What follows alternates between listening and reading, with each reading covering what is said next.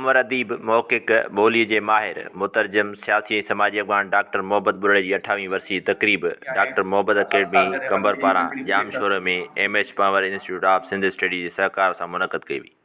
तक़रीब जी सदारत नामवर मौक़िक़ ऐं यूनिवर्सिटी जे सिंधी शोबे प्रोफेसर डॉक्टर शाहजहा पिताफ़ी कई, जंहिं ते मुख्य महिमाननि में नामवर अदीब ताज जोयो, शाइर अली आकाश, यूनिवर्सिटी दादू कैंपस जो pro vice chancellor doctor Azhar Ali Shah, अदीब ऐं पब्लिशर नाज़ सनाई, डॉक्टर मोहब्बत अकेडमी जो चेयरमैन खादिम रंद तक़रीब खे ख़िताब कयो।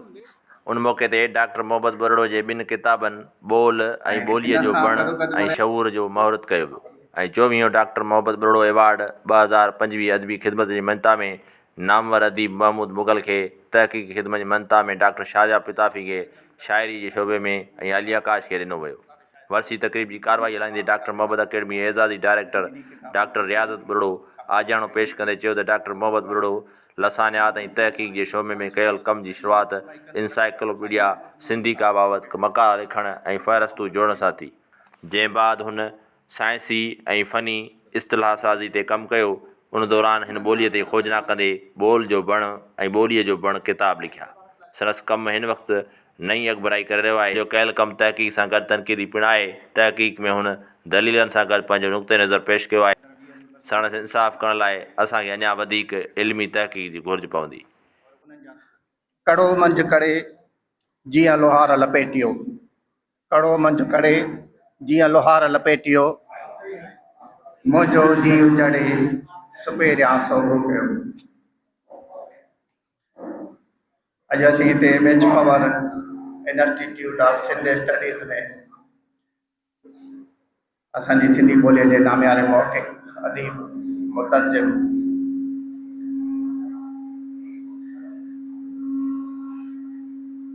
सियासी ऐं समाजी अॻवान डॉक्टर मोहब्बत बुरड़े जी 28वीं वरसीअ जे सिलसिले में इकठे थिया आहियूं। मां डॉक्टर मोहब्बत अकेडमी जे एज़ाज़ी डायरेक्टर तौरु तव्हां सभिनी आयल मोहतरम शख़्सियतुनि खे भलीकार चवां थो। बाज़ाब्ता तौरु तक़रीब जी शुरूआत कयूं था।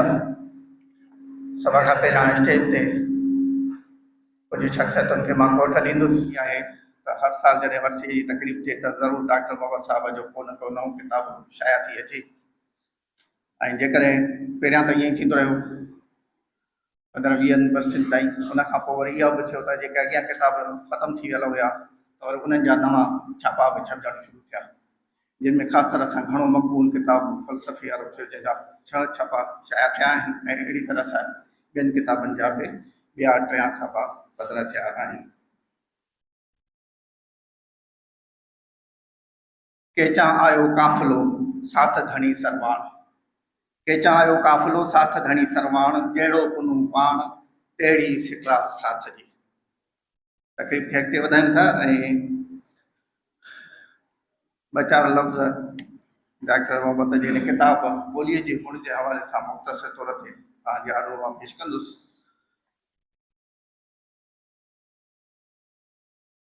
ॿोलीअ जे असुल यानी गुण बुनियाद खे ॻोल्हणु न सिर्फ़ु लिसानियात में पर इल्मुल इंसानियात मानस ॼाण यानी एंथ्रोपोलॉजी में बि वॾी दिलचस्पी जो मौज़ू आहे, जंहिंमें ख़ासि तौर ते हिकु आगाटी में आगाटी ॿोलीअ ऐं उन जे बुनियादी ॿोलनि खे ॻोल्हण ऐं सम्झणु ॼण त हिकु नई काइनात खे ॻोल्हण ऐं खोजण जहिड़ी हैसियत ऐं अहमियत रखे थो।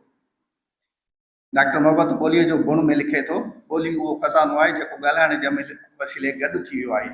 ॿोलीअ जो इल्मु मंतक़ी तरह मानस ॼाण यानी एंथ्रोपोलॉजी जी उन शाख़ सां वास्तो रखे थो जंहिंजो वास्तो राहिब यानी सकाफ़त या कल्चर सां आहे। अहिड़ी तरह ॾिठो वेंदो त जेको नज़रियो माण्हूअ सां लाॻापो रखे थो सो ॿोलीअ सां बि लागू थिए थो। ॿोली माण्हूअ जी अदावत करे थी ऐं माण्हू ॿोलीअ जी अदावत करे थो, ॿई हिक ॿिए खे सीगारनि था। सिंधी ॿोली बि दुनिया जी आगाटियुनि ॿोलियुनि मां हिकु आहे, जंहिंमें पिणु वॾो खज़ानो संडियल आहे, पर उन जी लिखित यानी इंडस स्क्रिप्ट जी मुतमिन कंदड़ भाञ न थी सघण ऐं उन जे मानवी सिरिश्ते खां अणवाक़िफ़ रहण करे न सिर्फ़ु लिसानियात ऐं इंसानियात जा कई राज़ अखियुनि खां ओझल लॻा पिया आहिनि, पर सिंधी ॿोलीअ जा कई गुण पिणु पधरा थी न सघिया आहिनि जेके इन ॿोलीअ जी हक़ीक़ी सघ खे ॼाणाईंदड़ हुजनि। इन सूरत में मुरवज सिंधी ॿोलीअ जे आवाज़नि जे बुनियाद ते ई घणे भाङे ॿोलीअ जी क़दामत समेत बुनियादी आवाज़नि ऐं उन्हनि में समायल ऐं सांडियल मानाउनि खे ॻोल्हण जूं कोशिशूं बि थींदियूं रहियूं आहिनि। डॉक्टर मोहब्बत बुरेजा ही ॿई गॾु छपियल किताब ॿोल जो गुण ऐं ॿोलीअ जो गुण इन सिलसिले जूं कड़ियूं आहिनि। इन्हनि किताबनि जे मुताले सां ख़ासि करे सिंधी ॿोली जा कई राज़ ऐं खज़ाना पधिरा अचनि था। डॉक्टर मोहब्बत सिंधी ॿोलीअ ते तहक़ीक़ी कमु जेको कयो उहो ख़ासि तरह सां 1990 खां 97 ईस्वी दौरान कयो, जंहिंखां पोइ हुनजी ओचितो दिलि जे दौरे सबबु वफ़ात थी। जेको ॿोलीअ जे हवाले सां हुनजो कमु आहे उनजो मुख़्तसर तव्हांखे ॿुधायां त पहिरियां असां किताबु छपियोसीं एनसाइक्लोपीडिया सिंधी का, 2 भाङनि में आहे। हिकिड़े भाङे में एनसाइक्लोपीडिया जे हवाले सां मकाला ऐं मज़मून आहिनि ऐं ॿिए भाङे में इस्तलाह साज़ी जे हवाले सां साइंसी इस्तलाह साज़ी जे हवाले सां हिकिड़ा तरीक़ेकार ऐं वाटूं दर्शियल आहिनि। ॿियो किताबु डॉक्टर मोहब्बत जो अचो त पंहिंजी सिंधी लिखत संवारियो, इहो 2003 में सिंधी का अकेडमी तरफ़ां शाया थियो। उन में पिणु मुख़्तलिफ़ मज़मून आहिनि। हर हिकु लफ़्ज़ हीरे खान ज़मीरी पछाड़ी ऐं सही सिंधी ॿोली ऐं इस्तदलाल जो इहो तरीक़ो ग़लति आहे। टियों किताबु ॿोलीअ जो गुण शाया थियो, जंहिंजो ज़िक्र करे आयासीं। चौथों किताबु सिंधी ॿोली लफ़्ज़ लुग़त ऐं लिखित 2003 में असां शाया कयोसीं, जंहिंमें पिणु डॉक्टर मोहब्बत या ॿोली जे हवाले सां मुख़्तलिफ़ मकाला आहिनि, जिन में जामी सिंधी लुग़ात जो जाइज़ो, हिकु लफ़्ज़ हक़ीक़त छा आहे, अल्फ़ाबेट, रस्मुल ख़त, स्क्रिप्ट ऐं ॿोलीअ में फेरफार जे अभ्यास लाइ अहम ॿोली ॼाणी विणकनि जी चूंड। ॿोल जो गुण 5 नंबर किताबु हुयो, जेको पिणु इन जे तसलसल में आहे ॿोलीअ जे गुण जे में। 6हों किताबु ज़मीरी पछाड़ियूं, उन ते ज़मीरी सिंधी ॿोलीअ जी ख़ासियत जेका आहे ज़मीरी पछाड़ियूं उन जे हवाले सां लिखियलु आहे। 7हों किताबु वरी मुख़्तलिफ़ जेके अॻु छपियल हुया उन्हनि मां अहम मकालनि खे वरी गॾु करे वधाए एनसाइक्लोपीडिया सिंधी का ऐं सिंधी ॿोलीअ नाले सां 2018 ईस्वीअ में शाया थियो। इन तरह सां इहे डॉक्टर मोहब्बत जो हिकिड़ो लिसानियात ते कयल कमु आहे, जेको 7 पंहिंजो किताबनि में असां सहेड़े पधिरो कयो आहे। डॉक्टर मोहब्बत ॿोलीअ जो गुण ऐं ॿोल जो गुण 1993 खां 95 ईस्वी दौरान मुकमिल कयो हुयो। ॿोल जो गुण सलाहनि, मशवरनि ऐं नज़रसानी लाइ हुन नामियारे मुहक़िक़ सिराज साहब खे, सिराजुल हक़ मेमण साहब खे पढ़ण लाइ ॾिनो, जंहिं हुनखे के राया ऐं तजवीज़ूं ॾिनियूं, जंहिंखां पोइ उन्हनि किताबनि खे वरी ॿीहर लिखणु शुरू कयो। ऐं डॉक्टर मोहब्बत जो तरीक़ेकार इहो हूंदो त जॾहिं बि वरी नएं सिर लिखंदो त उहो किताबु वरी अञा घणो बदिलजी ऐं वधी बि वेंदो हुयो। अफ़सोस त डॉक्टर साहब जी 97 में वफ़ात जे करे ॿई किताब पूरी तरह मुकमिल न थी सघिया, जेके संदसि विछोड़े खां पोइ मूं उन्हनि खे तरतीब ॾेई सहेड़े ऐं जेके बि पहिरियूं कापियूं लिखियल हुयूं, ॿियूं कापियूं लिखियल हुयूं, के फाइनल कापियूं थियल हुयूं, उन्हनि सभिनी खे भेटे ऐं इहे किताब तयारु करे ऐं पधिरा कयासीं। ऐं यकीनी तौर ते उहो हिकिड़ो अहम कमु आहे जेको डॉक्टर मोहब्बत कयो हो। ऐं हिन में कुझु तफ़सील बि आहे त हुन में कहिड़ा कहिड़ा बाब कहिड़ी तरह सां आहिनि, कहिड़ो इब्तिदाई मवाद आहे, कहिड़ो सानगी आहे। त मूंखे उमेद आहे त सिंधी ॿोली हवाले में मौक़िक़ अदीब पढ़ंदड़ ॿोल ऐं ॿोलीअ जे गुण ते डॉक्टर मोहब्बत जी तहक़ीक़ ऐं खोज खे क़दुर जी निगाह सां ॾिसंदा ऐं हिन किताब जी रोशनीअ में ॿोल ऐं ॿोलीअ जे गुण समेत सिंधी ॿोलीअ जी ॿियनि ख़ासियतुनि ते नएं सिरे वीचारींदा, ॿोलीअ जूं नयूं राहूं ॻोल्हण, नवां रुख पधिरा करण लाइ चाखोड़ींदा। इहा निहायत ख़ुशी जी ॻाल्हि आहे त इहे ॿई अलॻि छपियल किताब हाणे हिक ई किताब में सिंधी ॿोली जे बाग़दार इदारे तरफ़ां शाया थिया आहिनि। डॉक्टर मोहब्बत साहब जो कमु ॿोलीअ बाबति हो, हुन ॿोलीअ जे तरक़ीअ वाधवी जे लाइ क़ाइमु थियल हीअ इदारे तरफ़ां इन जो पधिरो थियणु इंतिहाई असां लाइ सराही जी ॻाल्हि आहे, जंहिंजे लाइ असां इदारे जे चेयरमैन डॉक्टर इसाक़ समेजे ऐं तंहिं वक़्त जे सेक्रेटरी एहसान दानिश साहब जा थोराइता आहियूं। सो हीअ मुख़्तसर इन किताब जे हवाले सां हुयो। सिलसिले खे हाणे अॻिते वधाईंदासीं। गुज़ारिश कंदुसि हाणे किताब हिन शऊर जे बारे में मुख़्तसर तासुर पेश करण जे लाइ नौजवान लेखक ऐं सिंधी ॿोली जो तमामु वॾो शाइर हो, सरमद चांडियो, उनजो पोटो थिए हसन मुजतबा अज़ीज़ कासमाणी जो फर्ज़ंद आहे, खेनि गुज़ारिश आहे त अचनि ऐं पंहिंजो मुख़्तसर पेपर शऊर किताब जे हवाले सां पेश कनि। कुझु किताब माण्हू साईं ताईं वेझा वेझा हूंदा आहिनि। बुनियादी तौर ते मूंखे साईं चयो हुयो त 2 पेज पढ़णा आहिनि। इहे किताब माण्हू जे इंतिहाई वेझो हूंदा आहिनि, एतिरा वेझो जो हर वक़्तु हर पल उन्हनि खे सारे सघिजे, उन्हनि खे यादि करे सघिजे। जॾहिं बि का ॻाल्हि थिए समाजी नफ़्सियात जी, फ़लसफ़े जी, साइंसी शोबनि जी, त उते तकिड़ो मिसाल ॾेई वठिजे। उन किताब जो एग्ज़ैक्ट पनो ऐं सुफ़ो सुहिणे नमूने सां यादि छा छा लिखियलु आहे 45 साल ज़िंदगी जा गुज़ारींदड़ डॉक्टर मोहब्बत जंहिं हुन मोहब्बत ऐं इश्क में एतिरो कमु करे ॾेखारियो ऐं पंजनि उन्हनि सब्जेक्टन्स ते जिन ते PhDयूं थींदियूं रहियूं आहिनि, पर ओॾी गिरफ़ उन मौज़ू ते ऐं हुजे ऐं सो बि 45 सालनि जी उमिरि में इहो इंतिहाई ॾुखियो कमु आहे। लिसानियात, फ़लसफ़ो, हुनजी तहक़ीक़ जो कमु, साइंसी शोबनि में, फ़लसफ़ी शोबनि में जेके हुनजा जेके कमु थियल आहिनि। साईं जो जेको शऊर किताबु आहे उहो 15 चैप्टरनि ते 15 बाबनि ते मुश्तमिल आहे। सम्झ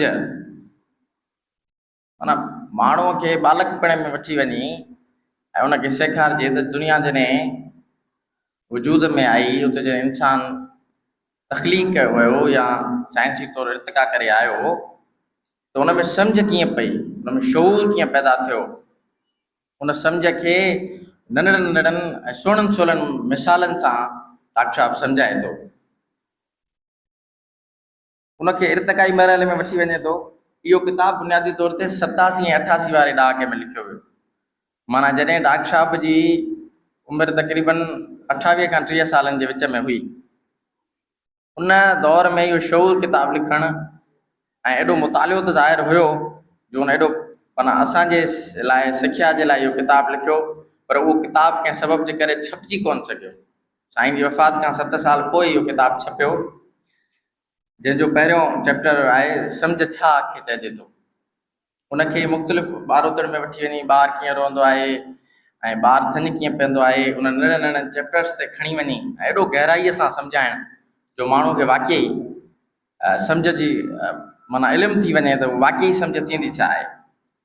उनखां पोइ ॿोली जे हवाले सां जेको उनजो साईं जो टियों चैप्टर आहे त ॿोली दुनिया में कीअं थी, माण्हू सोचींदो ई ॿोलीअ सां आहे।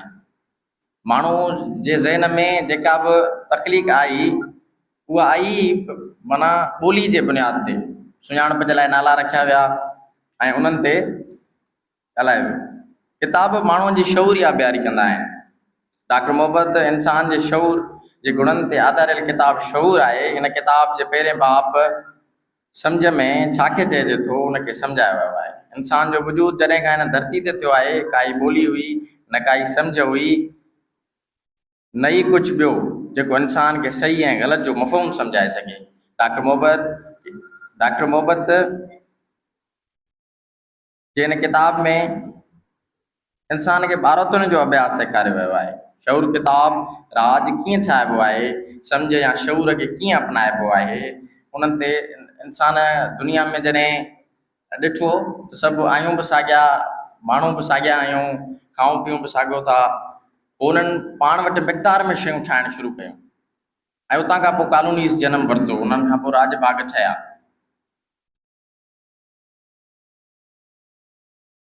डॉक्टर मोहब्बत अहिड़ा अहम ऐं इंसान जे बुनियादी ज़रूरत खे इंतिहाई वेझे खां पेश कयो आहे। सम्झ, राज, भाग, ॿोली हयाती खां थींदे इंसान जे अहसास पणे ताईं हलियो थो वञे त माण्हूअ में इहा ॾिसण जी या छुअण जी या सिंगण जी ऐं महसूसु करण जी सघ कीअं पैदा थी, उनखे कीअं फील थियो त हीअ ख़ुशबू हीअ आहे, हीअ ख़ुशबू हीअ आहे, उनखे इंतिहाई वेझो खां वठी वियो। फितरत जूं बुनियादी शयूं, साह, दुनियाऊं, आफ़तूं धरती खां वग़ैरह खां वेंदे पेचीदगीअ सां बयानु कयो आहे। हिन किताब में हर माण्हू खे हीअ किताब हर माण्हूअ खे पढ़णु घुरिजे। हीअ किताब त सेखारे थो दुनिया में रहिजे कीअं, उथण वेहण जो ढंग कीअं आहे, बेढगाइब खां निकिरी इंसान कीअं ढगाइब जे शऊर में अचे थो।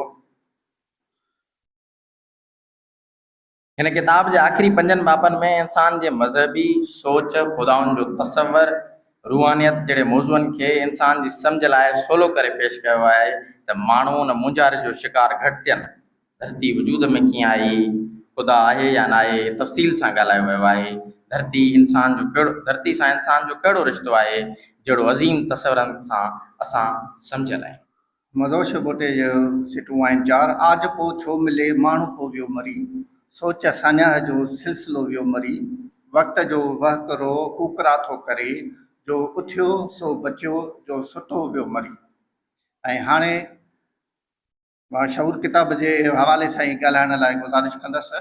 मशाल बुरड़ो खे त अचे ऐं पंहिंजो शऊर किताब जे हवाले सां तासर पेश करे। सरा ॾिठम से जनी सा नाह सराण जी, सरा ॾिठम से जनी सा राह सराण सी, तेग तनिन जेके कट न लगे कॾहिं, तेग तनिन जेके कट न लगे कॾहिं। अॼु चाचा डॉक्टर मोहम्मद बुरे जी वर्सी में शरीक थींदड़ सिंध जे इल्मी, अदबी, सियासी ऐं समाजी शख़्सियतुनि खे अस्सलाम वालेकुम। मुझे ख्वाहिश हूंदी आहे त मां चाचा डॉक्टर बाबति पंहिंजा तासुरात पेश कया ऐं मूं अॻ में बि लालकाणे में चाचा जी ॿिनि वर्षनि में पंहिंजा तासुरात पेश कया आहिनि ऐं हिन चकर में मां बाबा रियाज़त अली सां पंहिंजी इहा ख्वाहिश पेश कई त उन फौरन हा कई ऐं मूंखे इहा एडवाइस कई त मूंखे चाचा जी किताब शऊर बाबति ॻाल्हाइणु घुरिजे। मां अॻ में चाचा जी किताब मोहब्बत जा ख़त बाबति पंहिंजा तासुरात पेश कया हुया ऐं चाचा जो किताब धरती मुंहिंजो घर मूंखे तमामु घणा पसंदि आहिनि। मां जॾहिं खां सोच सम्झ वारी थी आहियां तॾहिं खां मां पंहिंजे घर में चाचा जो तमामु घणो ज़िक्र ॿुधो आहे, ख़ासि करे उन जी इल्म सां मोहब्बत जूं ॻाल्हियूं ऐं पंहिंजे वतन सिंधी ॿोली ऐं सिंधी माण्हुनि जे लाइ जिदोजहद जूं ॻाल्हियूं ॿुधियूं आहिनि ऐं इहे ॻाल्हियूं ॿुधी करे मूंखे तमामु घणो ॾुख थींदो आहे त काश मां चाचा खे पंहिंजी अखियुनि सां ॾिसां हा, खेसि ॿुधां हा ऐं उन खां सुठियूं सुठियूं ॻाल्हियूं सिखां हा। पर जॾहिं मां चाचा जा लिखियल ऐं तर्जुमो कयल किताब ॾिसंदी ऐं पढ़ंदी आहियां त मूंखे अहसासु थींदो आहे त चाचा जूं ॻाल्हियूं त अॼु बि असां वटि मौजूदु आहिनि, जंहिंखे मां हाणे बि पढ़ी करे सम्झी करे उन मां सिखी सघां थी ऐं मूंखे अहसासु थींदो आहे त चाचा पाण त असां सां गॾु मौजूदु न आहे पर उन जो इल्मु, अदब, शऊर ऐं सम्झ असां सां मौजूदु आहे ऐं अहिड़ो ई चाचा जी सम्झ ऐं शऊर जूं ॻाल्हियूं चाचा जी हिन किताब शऊर में मौजूदु आहिनि जेके उहे त अहिड़े सवले नमूने सां लिखियल आहिनि जो हर कंहिंखे आराम सां सम्झ में अची थियूं वञनि ऐं असांजे शऊर खे केतिरियूं अहिड़ियूं ॻाल्हियूं सम्झाइनि सेखारनि थियूं जो असां हैरान था थी वञूं त असांजो ध्यानु हिन तरफ़ अॻ में कीअं न वियो। ऐं हिन जो अहिड़ो ई मां हिकिड़ो मिसाल बाब नाए ग़लति सोच छो थी थिए मां पेश कंदसि। लिखियलु आहे त ॿुधायो पियो वियो त सिज पहिरें आसमान ऐं चंडु चौथे आसमान ते आहे। इन जो मतिलबु त इहो थियो त सिज वेझो ऐं चंडु परे आहे, पर अॼोके ॿार खे ख़बर आहे त चंडु सिर्फ़ु 9,30,000 मील परे ऐं सिज 9.5 करोड़ मील परे आहे। जेकॾहिं चंडु चौथे आसमान ते आहे त पोइ सिज घटि में घटि 105 आसमान ते हुअणु घुरिजे, सुबुह 7 त। अहिड़ीअ तरह हीअ किताब शऊर हिकु ॾाढो बहितरीनु किताबु आहे त छाकाणि त हुन में माण्हुनि जे शऊर खे ऐं उन ते पवंदड़ असरनि ऐं उन जे सबबनि खे सम्झायो वियो आहे ऐं ग़लति अक़ीदनि खे ख़तमु करणु ऐं सही तरह सोचणु ऐं सम्झण लाइ मुख़्तलिफ़ अनवान पेश कया विया आहिनि।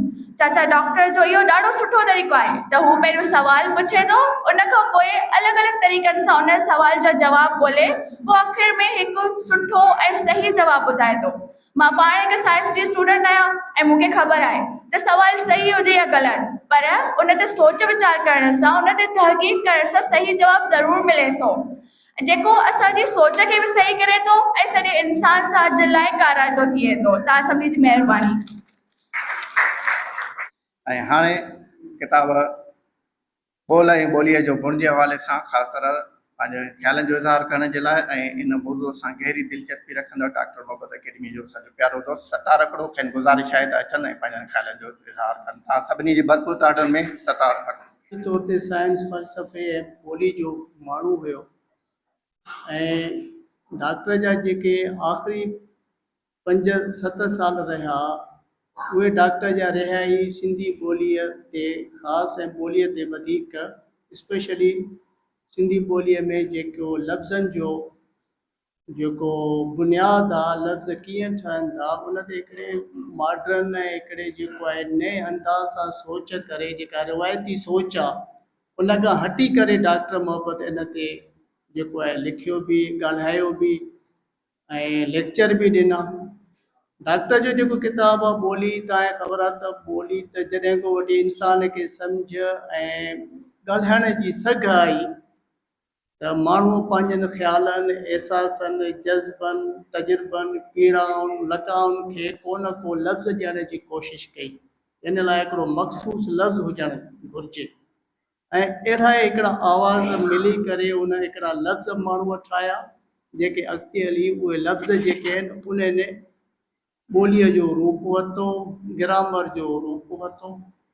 डॉक्टर मोहब्बत जो जेको ॿोलीअ जो गुण आहे ऐं जेको ॿोल जो गुण आहे उन में डॉक्टर हिकिड़ी सिंधी ॿोलीअ जे हवाले सां हिकिड़ी नई शइ पेश कई जंहिं अॼु खां तक़रीबन 25 सालनि खां वठी मूंखे उन काफ़ी हिकिड़ो मुतासिर कयो आहे, जंहिं अॼु बि मां सोचींदो रहंदो आहियां जॾहिं बि किथे को अकेलो हूंदो आहियां त सिंधी ॿोली असांजी उहा ॿोली आहे। बेसिकली त सिंधी इंडो यूरोपियन ॿोलीअ मां हिकिड़ी ॿोली आहे, पर असांजी ॿोली उहा ॿोली आहे जंहिंमें हिकु आवाज़ वारा मुकमल लफ़्ज़ मौजूदु आहिनि जंहिंजी हिकिड़ी मुकमल माना आहे। इन सिलसिले में डॉक्टर साहब असां वटि लफ़्ज़ घ जो हिकिड़ो मिसाल ॾिनो जेको हिन किताब में मौजूदु आहे त घ हिकु अहिड़ो आवाज़ आहे जेको सिंधी ॿोलीअ जे जंहिं बि लफ़्ज़ में अचे थो त उन में कंहिं ताक़त सघ जी ऐं कंहिं न मफ़हूम इहो असांखे मिले थो। उन खां अलावा जेकॾहिं तव्हां ॾिसो, मां हिकिड़ो तव्हांखे नंढो मिसाल थो ॾियां, डॉक्टर जी किताब मां तव्हांखे ॿुधायां थो त घ हिकु बेअदद नादर लफ़्ज़ आहे जंहिंजी माना जेका आहे उहा आहे ताक़त, सघ, बल ऐं ॿुधायो। इन जो हिकिड़ो कॉन्सेप्ट असांजे ज़हन में ठहे थो जंहिंमें डॉक्टर जेको आहे लफ़्ज़ असांखे लिखियो सघ, ताक़त, अघ, इन मां लफ़्ज़ ठहियो अघ, अघो, उन खां पोइ लफ़्ज़ ठहियो जेको आहे अघात, अघातो ऐं अघाटिजण, अघारिण, अघार, अघारो, अघाड़ो, अघा, अघणो ऐं अघट, अघटिजण, अघड़, अघत। इहे हज़ारे लफ़्ज़ डॉक्टर असांखे मुरतब करे पंहिंजे किताब में ॾिना आहिनि। इन खां अलावा हिकिड़ो तव्हां ॿियो लफ़्ज़ ॿुधो, आवाज़ ॿुधो हूंदो, जेकॾहिं तव्हां डॉक्टर जी इन थ्योरी खे अमलनि ॾिसो त सिंधी ॿोलीअ में ढ जो आवाज़ आहे। हाणे तव्हां जिते बि ढ जो आवाज़ सिंधी ॿोलीअ में जे कंहिं बि लफ़्ज़ में ॾिसंदा त उन में हिकिड़ो कॉन्सेप्ट तव्हांखे मिलंदो त कंहिं शइ जो महदूद हुजणु, कंहिं शइ जो कंहिं दाइरे जे अंदरि हुजणु ऐं उन जो हिकिड़ो जेको आहे नंढो थियणु। पर जीअं त असां सिंधी माण्हू राज ऐं घाट जा मालिक न रहिया आहियूं, उनजे करे असां पंहिंजे लफ़्ज़नि जी माना जेका आहे उहा घटाए छॾी आहे। ईअं मूंखे हिकिड़ो लफ़्ज़ ॾाढो सुठो लॻो, अंग्रेज़ी लफ़्ज़ आउट, ऐं जेकॾहिं मां हिते चवां कंहिंखे त आउट लफ़्ज़ सिंधी ॿोली में बि मौजूदु आहे त दोस्त थी सघे थो उन इख़्तिलाफ़ करे सघनि था। हाणे आउट जो जेको मफ़हूम आहे त पंहिंजी का बि शइ छॾे बीहे, हद खां ॿाहिरि निकिरी बीहे, अलॻि थी बीहे। हाणे इहो लफ़्ज़ अंग्रेज़ी में त असां उनजी वसी माना में इस्तेमालु कयूं था आउट, पर सिंधी में लफ़्ज़ जेको आउट आहे उहो असां जेको महसूसु कयूं था उहो लफ़्ज़ असां वटि मौजूदु आहे कंहिं शइ जो पंहिंजी जाइ छॾे बीहणु। जीअं भित जो आइटिजणु, जीअं असांजी भित आइटी आहे, थुल्हो आइटियो आहे, माना पंहिंजी जाइ छॾे बीठो आहे। ईअं काफ़ी हंधनि ते इहे लफ़्ज़ असांजा जेके मौजूदु आहिनि, जेके असांजी ॿोली में बि मौजूदु आहिनि। ईअं असां लफ़्ज़ आहे जेको आटो, आटो लफ़्ज़ बुनियादी तौर ते यूनानी लफ़्ज़ आहे।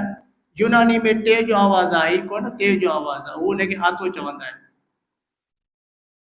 यूनानी में टे जो आवाज़ आहे कोन, अंग्रेज़ी में टे जो आवाज़ न आहे, अंग्रेज़ी टे जो आवाज़ न आहे, अंग्रेज़ी में टे जो आवाज़ आहे, उन करे अंग्रेज़ी में जेको आहे उनखे टी चवंदा आहिनि, आटो।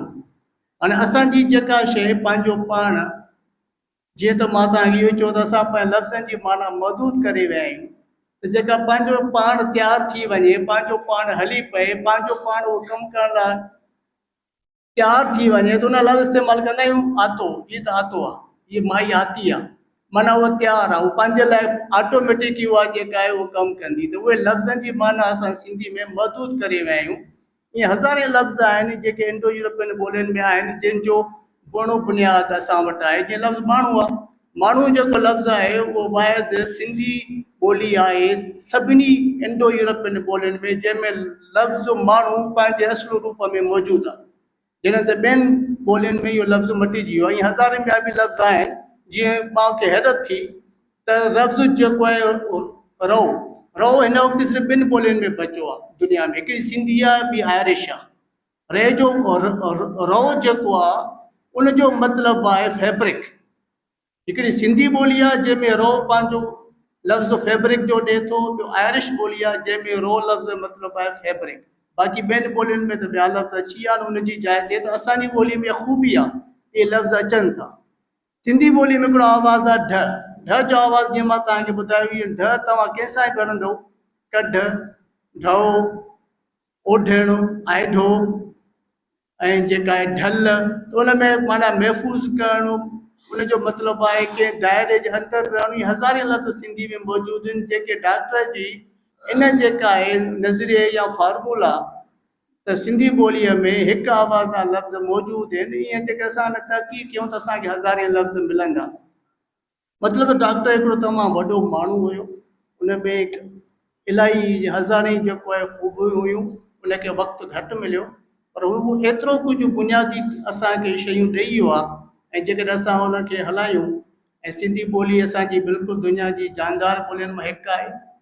ही जेके बि तव्हां लफ़्ज़ ॾिसो था जंहिं ते डॉक्टर साहिबु जेको आहे ॿोल जो घाड़े थो, उन ते तमामु वॾो कमु कयो।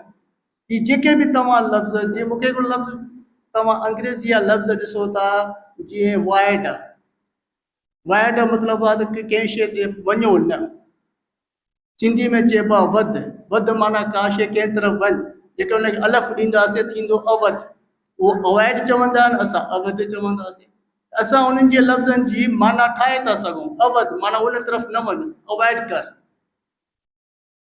त इहे हज़ारे लफ़्ज़ आहिनि असांजा जेके सिंधी ॿोली में कंहिं न कंहिं रूप में मौजूदु आहिनि, पर जीअं त असां राजबाग जा मालिक न आहियूं ऐं असांखे पंहिंजी ॿोलीअ जो जेका आहे ओतिरो असांखे मौक़ो नथो मिले त असां उनखे साइंसी बुनियादनि ते उनखे साइरे ऐं असांजूं जेके डिक्शनरियूं आहिनि उन्हनि खे बचाए ऐं हलाए सघूं। मां सभिनी दोस्तनि जी महिरबानी गुज़ारिश कंदुसि असांजी इंतिहाई मानाइते साईं बेहद क़ुर्ब ॾींदड़ ऐं इंतिहाई मुतहरिक ज़िंदगी गुज़ारींदड़ तमामु घणा उनजी शोभा आहिनि ऐं उन्हनि शोभनि जी मञता में असां उनजे लाइ अवॉर्ड बि रखियो आहे, पर उन सां हिकिड़ो एमरजेंसी थी आहे जंहिं करे उनखे वञिणो पवंदो ऐं असां उनखे हेॾे साम्हूं तव्हांजे विहारे बि न सघियासीं।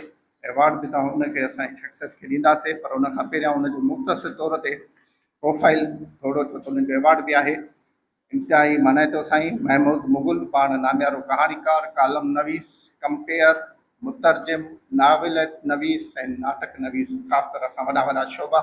उनजा पूरो नालो महमूद उल हसन, 27 नवंबर 1961 सेवण शरीफ़ में पैदाइश, MBBS 1988 में, MPhil फार्माकोलॉजी में 2009, मेडिकल ऑफिसर 1990 खां थियो, लेक्चरर, प्रोफेसर ऐं असांजो director in charge centre for physical education, health and sports. गॾोगॾु उन खां पोइ इंस्टीट्यूट ऑफ सिंधालॉजी जो डायरेक्टर बि रहियो। 2021 में संदसि रिटायरमेंट थी ऐं उन खां पोइ ज़रूरी यूनिवर्सिटी में वाइस चांसलर जो मीडिया एंड हेरिटेज जे लाइ सलाहकार तौरु कमु करे रहियो आहे। लिखण जी शुरूआति कहाणियुनि खां गुलफुल में संदसि पहिरीं कहाणी जनवरी फरवरी 1975 ईस्वीअ में शाया थी। अवार्ड खे पसीदा इहा मुंहिंजी हयाती में वॾी इहे मोहबतूं पले पवनि। सॼी मैनेजमेंट खे मां बेहद शुक्रगुज़ार जो मूंखे हिननि लाइक़ु सम्झो त मां इहो एवॉर्ड वसूल करे सघां थो। मां तव्हांजा 2 मिंट वठणु चाहियां थो। पहिरीं त मां हिननि किताबनि ते कुझु ॻाल्हाईंदुसि, छाकाणि त हीउ ॿोल ऐं ॿोलीअ जो गुण डॉक्टर मोहम्मद बुरोड़ जो किताबु ऐं डेमी 340 सुफ़ा, क़ीमत 900 रुपया, साल 2024। पहिरीं भाङे में 13 बाब ऐं ॿिए भाङे में 18 बाब। तंहिंखां सवाइ ॿियो किताबु जेको आहे शऊर डॉक्टर मोहम्मद बुरोड़ जो, ऐं इनखे हिन जो चोथों लिखियलु आहे हिन में, त हीउ हिन जो प्रिंट आहे। साम्हूं हुते 6हों लिखियलु आहे, 2004, 2018, 2008, 2011 ऐं इन खां पोइ ई हाणे छपियो आहे। ऐं तंहिंखां सवाइ जॾहिं हिननि कमनि ते निगाह विझे थी, छाकाणि त मुंहिंजो कमु एडिटिंग जो थोरो आहे, अमरता जो रिसालो सां कढंदा आहियूं, त जेको सिंध जो शऊर आहे, इल्मी अदबी शऊर, हुन सां वाबस्तगी आहे, आर्टिकल्स ईंदा आहिनि, शयूं ईंदियूं आहिनि। ऐं मुंहिंजो सीनियर एडिटर हिते वेठल आहे, मुर्तज़ा सियाल साहिबु, ताज साहिबु हिते वेठल आहिनि। इन जे साम्हूं ॻाल्हि त इहा आहे त मां ॿोलीअ ते छा थो ॻाल्हाए सघां, ऐं मां हेॾो ॿोलीअ जो माहिर बि कोन आहियां, पर मां 2 शयूं तव्हांजी ख़िदमत में अर्ज़ु करणु चाहियां थो।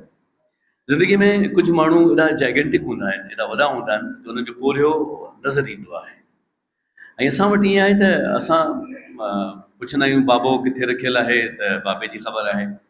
ॾाॾो किथे रखियल आहे त घटि ख़ुशनसीबनि जिन खे ॾाॾे जी ख़बर आहे ऐं पोइ ख़ुशबख़्त अहिड़ा आहिनि जिन खे ॾाॾे जे वालिद जी ख़बर कान्हे त उहो किथे रखियल आहे।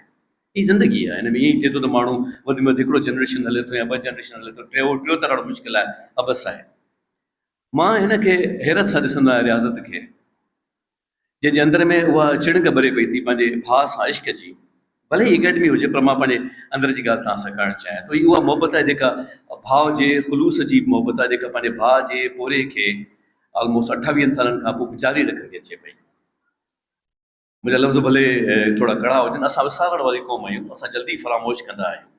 ऐं हिकिड़े माण्हू जो पोरियो जेकॾहिं असां वटि हिते मौजूदु आहे त इहो अकेडमीअ जी मोहबत आहे जो उन कम खे खयों अचे पई थी। हालांकि उहो कमु पंहिंजी जाइ ते बिल्कुलु अहम आहे। मां साईं जेको आम सॉरी मां को चमचागिरी न पियो कयां, पर हीअ जेको पोरियो आहे हीअ किताब खे तव्हां ॾिसो, लाइफ में एतिरा आर्टिकल्स साम्हूं गुज़रिया हूंदा। हिकिड़ो डॉक्टर नज़ीर चारण जो कमु थियल आहे जेको मेडिकल डिक्शनरी आहे, साईं शफ़क़त जो कमु आहे जेको आर्ट ते आहे, तव्हां ॾिसो त तव्हांखे हैरत थींदी। असांखे त ख़बर कान थी पए न, असां बसि ॻाल्हि कंदा आहियूं, ॿुधी ॻाल्हि कंदा आहियूं त हीअ ॻाल्हि ईअं। ऐं ॿोलीअ ते जेको डॉक्टर मोहब्बत जो कमु आहे, जेके खयो पिया अचनि, इहो खणी अचणु तमामु वॾी ॻाल्हि आहे। त मां उन हिसाब सां हिकिड़ो हथु वधी अर्ज़ु कंदुसि मैनेजमेंट खे, ऐं उहे सभु जेके किताब छपाइनि था, हिननि किताबनि में किथे बि डॉक्टर मोहब्बत जो तारुफ़ कोन्हे को।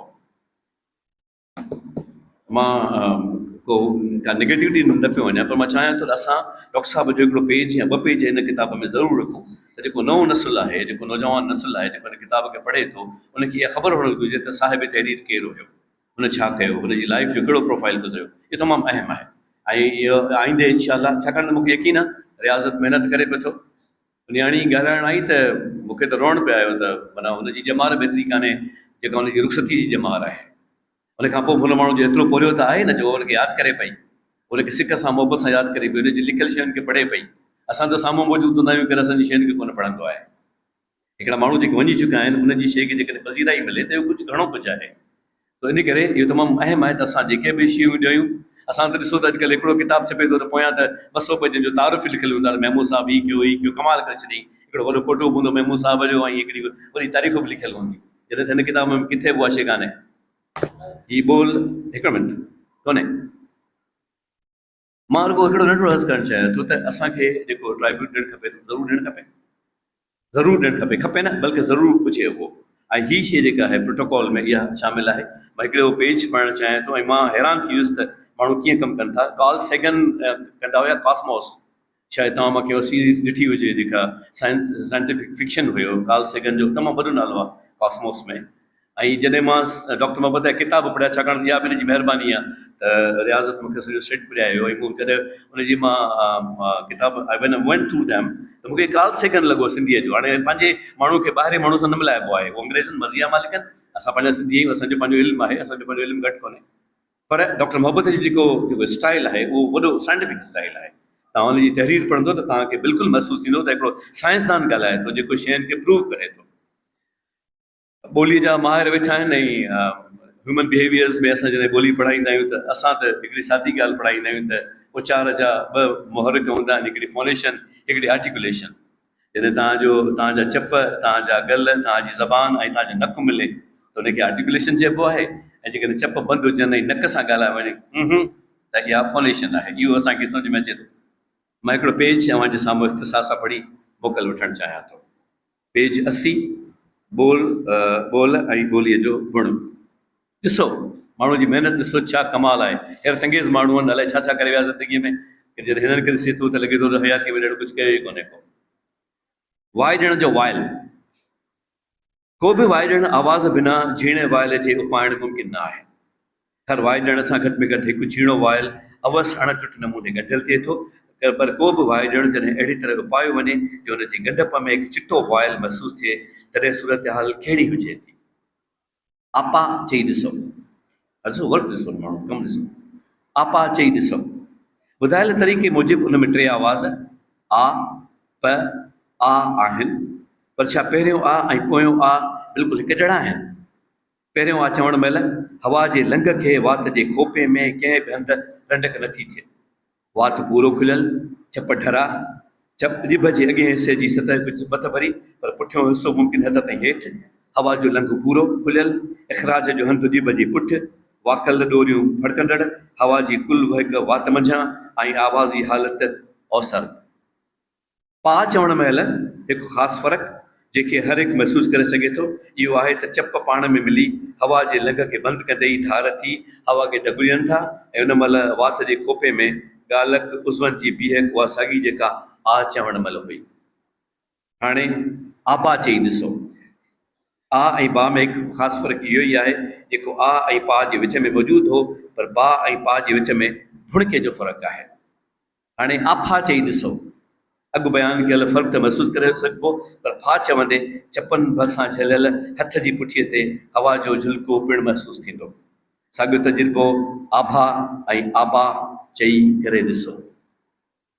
This is a pure practical book ॿोलीअ जे हवाले सां। ऐं जेको अॼुकल्ह असां मीडिया में ज़मानो ॾिसूं पिया था, जेको टेलीविज़न थिएटर ऐं सिनेमा में हले पियो, जेके तव्हांजा टिकर्स हलनि पिया था, आवाज़ु अचे थी अलाए कोन थी अचे, मुंहिंजी आवाज़ु कान पई अचे, और ज़नानो अलाए मर्दानो का ख़बर ई कान थी पई, बहार ईंदो अलाए बहार ईंदी, तो गज़ल आहे अलाए गज़ल आहे, कुझु कुझु सम्झ में कोन थो अचे।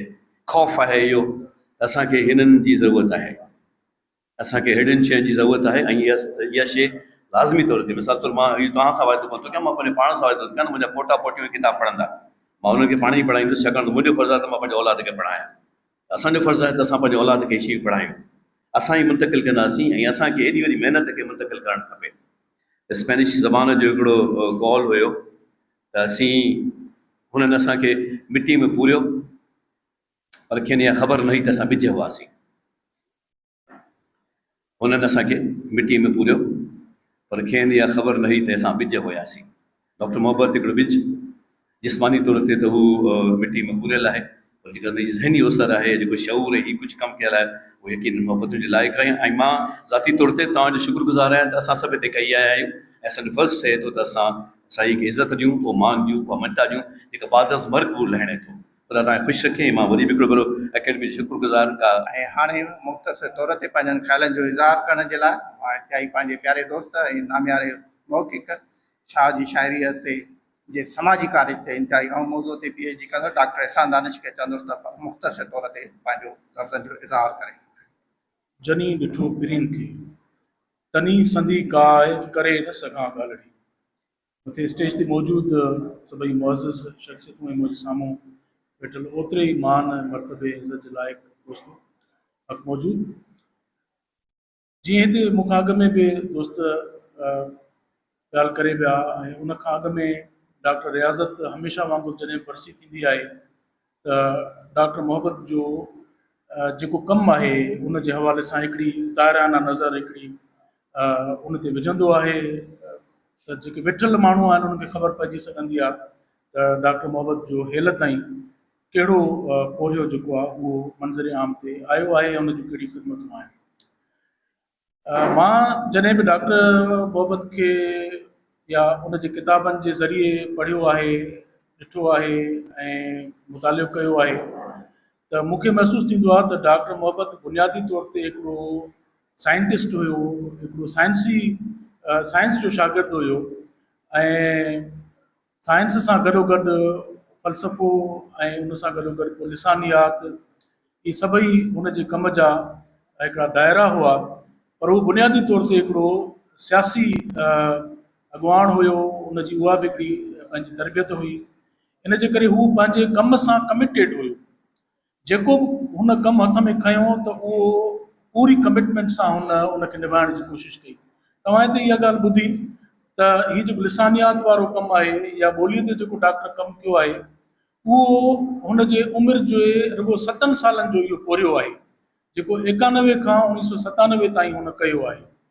ऐं एॾो संजीदा क़िस्म जो कमु, जीअं डॉक्टर महमूद साहब हिते हिकिड़ो पेज पढ़ी वियो, उहो तव्हां ॾिठो, या इन खां अॻु में असांजो दोस्त सतार हिकिड़ो उनजे किताब ॿोली ऐं ॿोल जो गुण मां जेके लफ़्ज़नि जा मिसाल ॾिना, त इहो हिकिड़े ॾाहे माण्हूअ जो कमु आहे।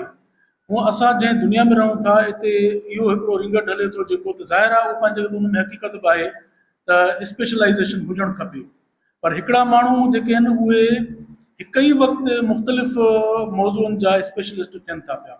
डॉक्टर मोहब्बत जो जॾहिं किताब असां शऊर पढ़ूं था या फ़लसफ़े वारो किताब पढ़ूं था, या फितरत ऐं साइंस वारो किताबु पढ़ूं था त असांखे हू हिकिड़ो फ़लसफ़ी, हिकिड़ो ॾाहो, हिकिड़ो उस्ताद, हिकिड़ो साइंटिस्ट महसूसु थिए थो पियो।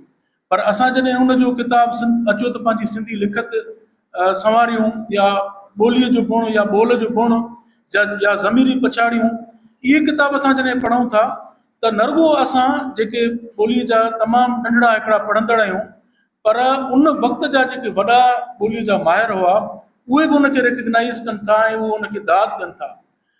डॉक्टर मोहब्बत जॾहिं इहो कमु जेको आहे उहो अलाना साहब सां डिस्कस कयो ऐं सिराज साहब सां डिस्कस कयो, MH पंवर साहब सां डिस्कस कयो, त इन्हनि वॾनि लेजेंड्स ऐं जाइंट्स जेको आहे सो उनखे तमामु घणो दाद ॾिनो ऐं चयो त तव्हां हिन उमिरि में जेको इहो कमु कयो था इहो तमामु वॾो कमु आहे।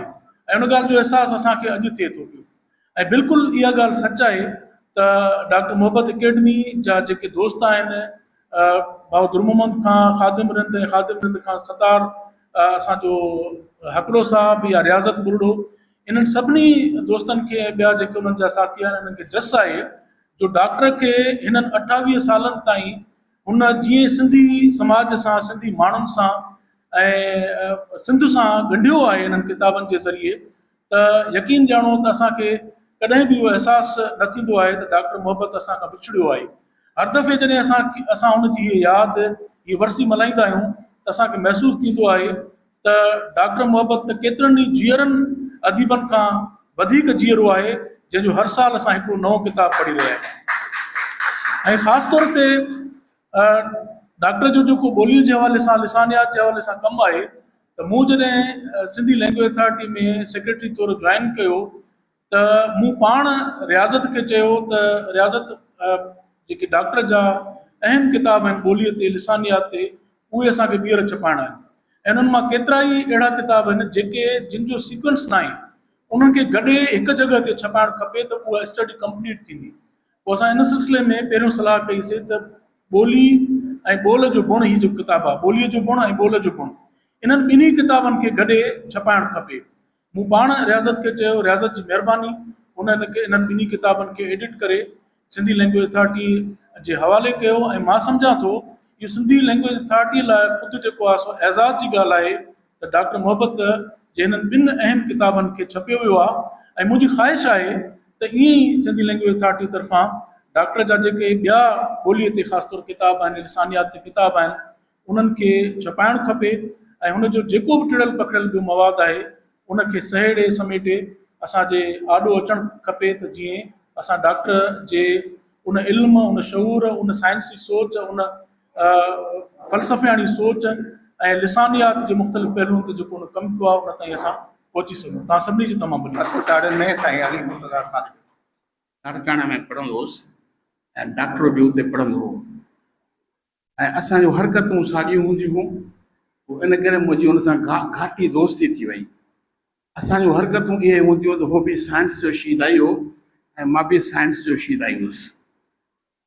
पोइ जॾहिं मां हिनखे पढ़णु शुरू कयो डॉक्टर मोहब्बत खे, त मूंखे अजब लॻो त मां हुन जा केतिरा मज़मून हंडाए न सघंदुसि, सम्झी न सघंदुसि, पढ़ी न सघंदुसि, छो त हुन जे मज़मूननि में एतिरो फ़िलसफ़ो हुयो ऐं एतिरी गहराइप हुई। मां सम्झां थो उन खां पोइ मां जेके बि जिन बि दोस्तनि जा मज़मून पढ़िया आहिनि, मां सम्झां थो त असां वटि सिंधीअ में उहो साइंस जो वाहिदु माण्हू हो जंहिंखे लिसानियात जी ॼाण हुई, सिंधी ॿोलीअ जे साइंस जे लिसानियात जी ॼाण हुई। ऐं अहिड़ो माण्हू मूंखे वरी नज़र न आयो आहे। ऐं हुनजी मज़ेदार ॻाल्हि हिकिड़ी आहे, मां मुख़्तसिर ॻाल्हाईंदुसि छो त घणा दोस्त वेठा आहिनि, त उन ज़माने में डॉक्टर मुमताज़ काज़ी साहब जी हिकिड़ी डिक्शनरी छपी हुई, अंग्रेज़ी टू सिंधी डिक्शनरी, जंहिंमें डॉक्टर मुमताज़ काज़ी साहब कुझु हिंट्स ॾिनियूं हुयूं त सिंधीअ में डिक्शनरी कीअं हुजणु खपे साइंस जी। पोइ उन ते डॉक्टर असांजो मोहब्बत साहब हिकिड़ो तनक़ीदी जाइज़ो हुनजो पेश कयो हो। ऐं उहो तनक़ीदी जाइज़ो एतिरो हुयो जो सिंध साइंस सोसाइटी जा सभु मेंबर मथां सख़्तु कावड़िया हुआ। मां उन ज़माने में हुनजो एडिटर हुउसि, एतिरा मूंसां कावड़िया जो केतिरे वक़्त ताईं मूंसां ॻाल्हाईंदा न हुआ। पोइ हुननि खे मां चयो त न, एज़ अ एडिटर मुंहिंजो फ़र्ज़ु थिए थो त जेकॾहिं को माण्हू कंहिं बि किताब जे साइंस जे किताब ते को माण्हू टेका टिप्पणी कंदो ऐं लिखी मोकिलींदो त मुंहिंजो फ़र्ज़ु थिए थो त उहो किताब मां छापींदुसि। मां ज़िंदगीअ में अहिड़ा माण्हू त तमामु घणा हूंदा जिन सां मुंहिंजो वास्तो कोन पियो, पर 3 माण्हू अहिड़ा हुआ जिन खे मां विसारे न सघंदो आहियां। उन में हिकिड़ो डॉक्टर बुर्रो हुयो, ॿियो माण्हू हो जंहिंखे मां विसारे करे पिया न सघंदुसि, उहो साईं अब्दुल्ला वीसर साहब।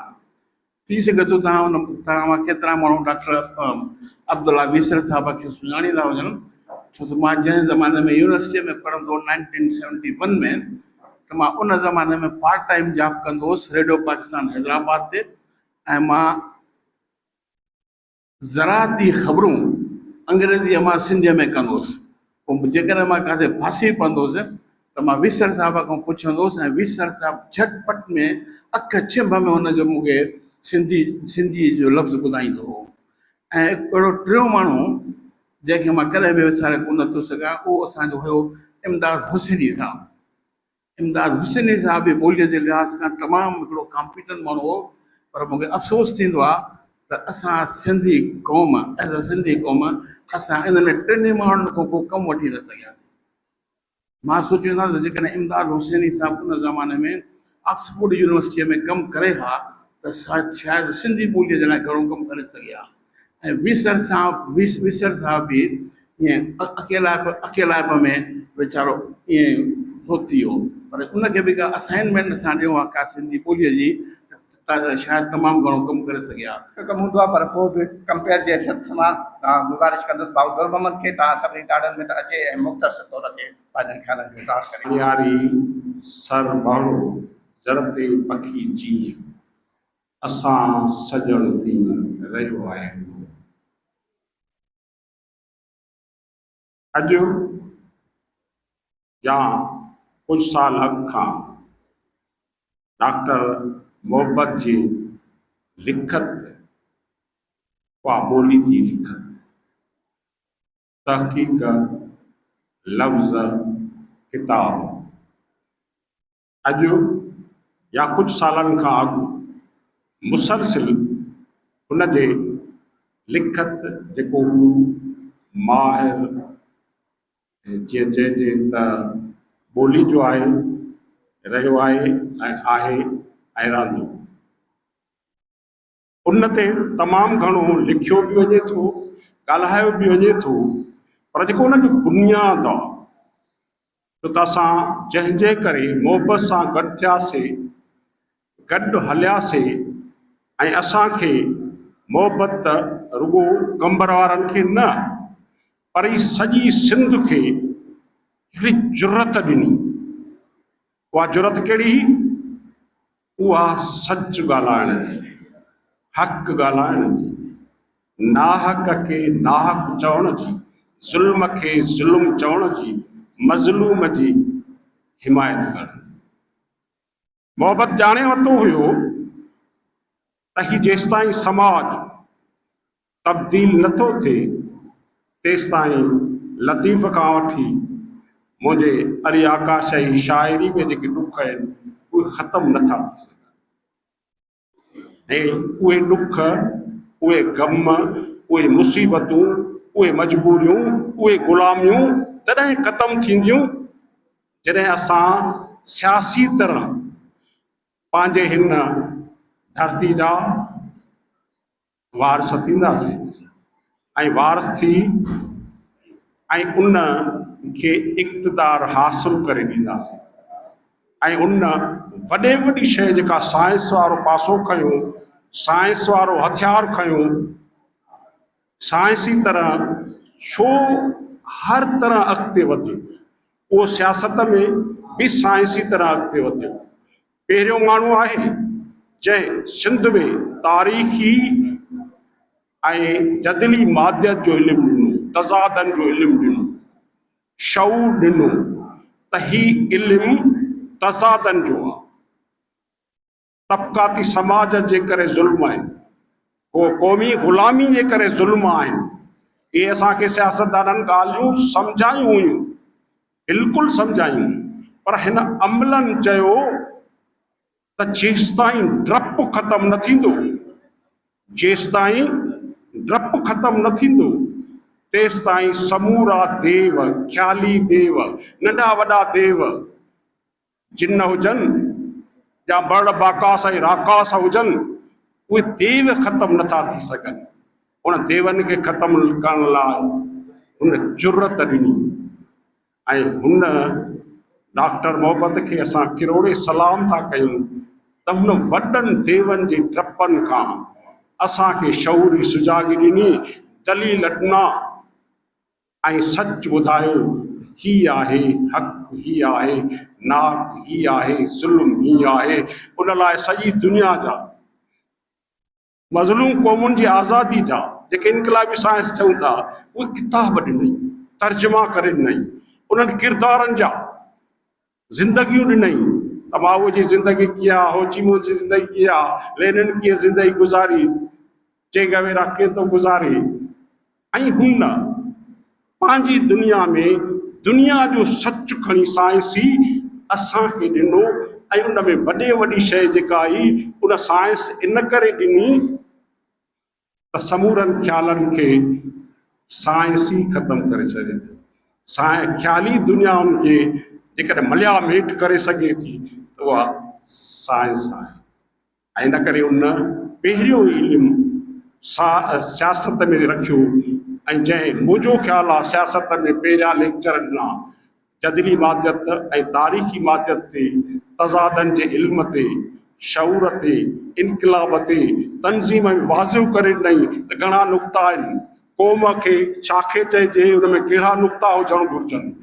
हुन बेसिकली बुनियाद ठाहे असांखे ॾिनो ऐं उन जुरत सेखारी त ग़रीब जा ॿार ज़रूरु आहियूं, जॾहिं LMC में दाख़िला थिए थी ऐं जॾहिं सियासी तरह ऊंदाहे दौर ज़िया जे दौर में पहिरियों सॾु थिए थो, पहिरियों दफ़ो भुट्टे जी फांसी खां पोइ हिकिड़ो जलसो थिए थो राहुकीअ में।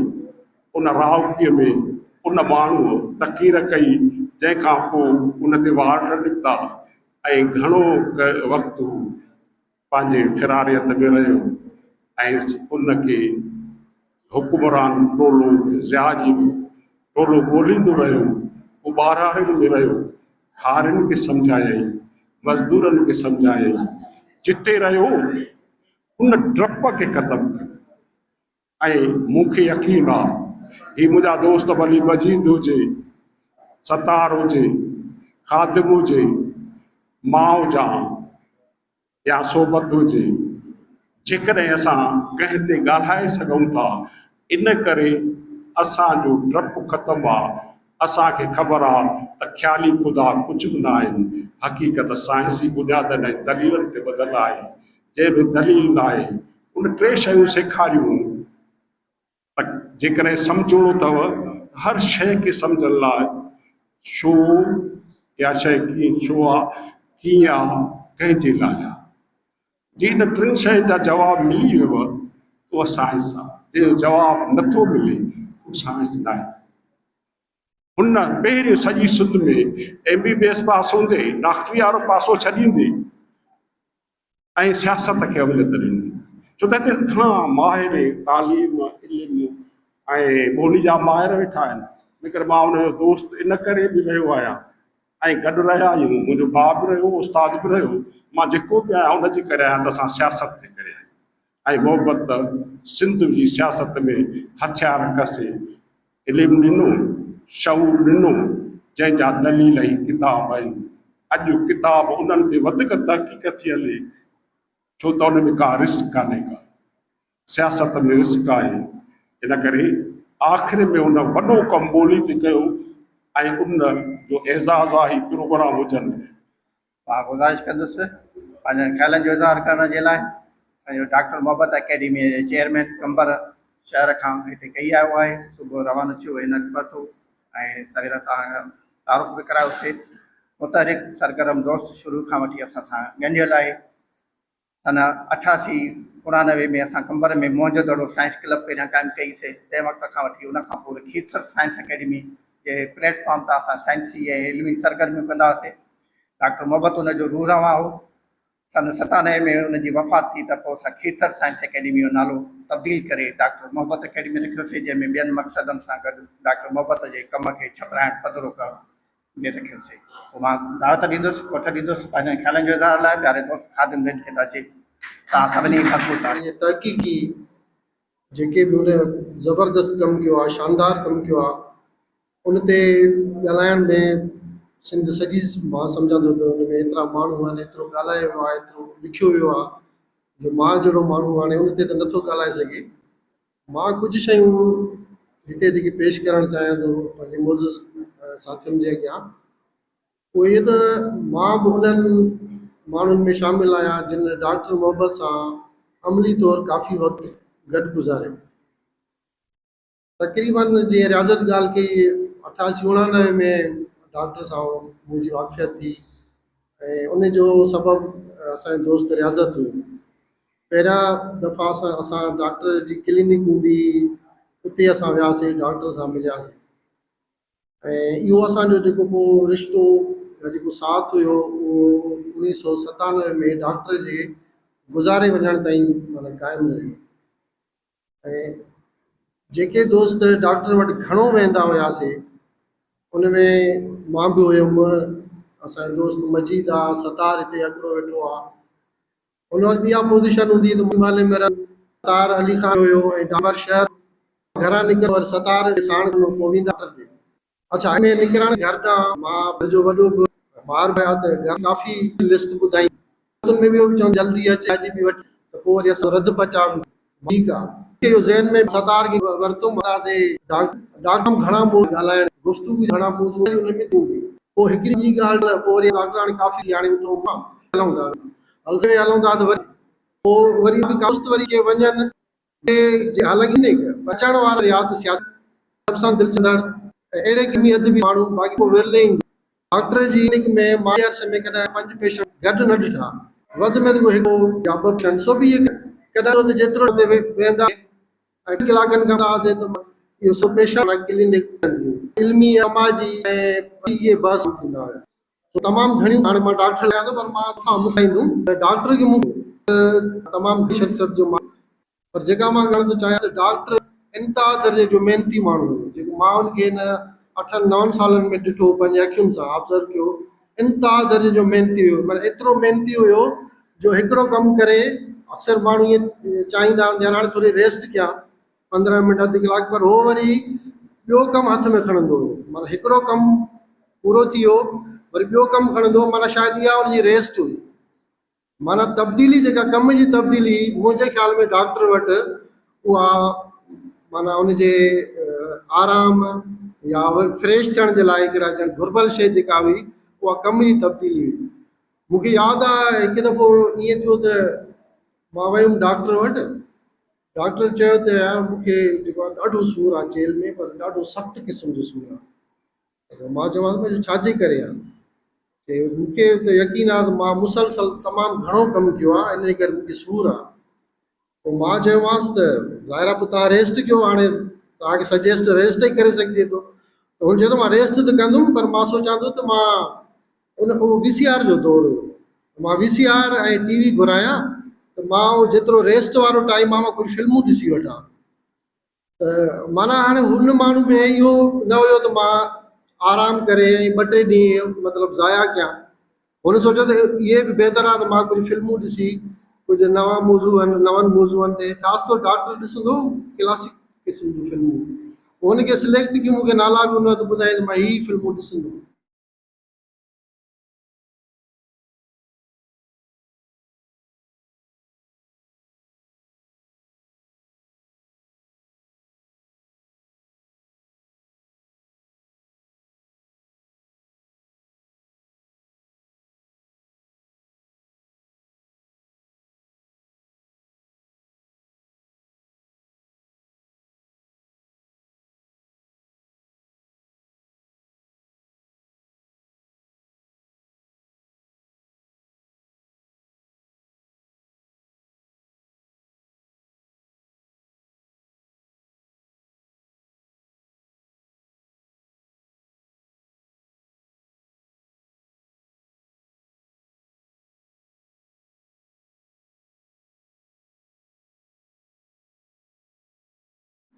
जेका उन किताबनि पढ़ण वारनि खे इहो अहसासु थोरी थींदो त डॉक्टर को अहिड़ियुनि हालतुनि में माना हीउ कमु करे एॾो आलिशान कमु करे।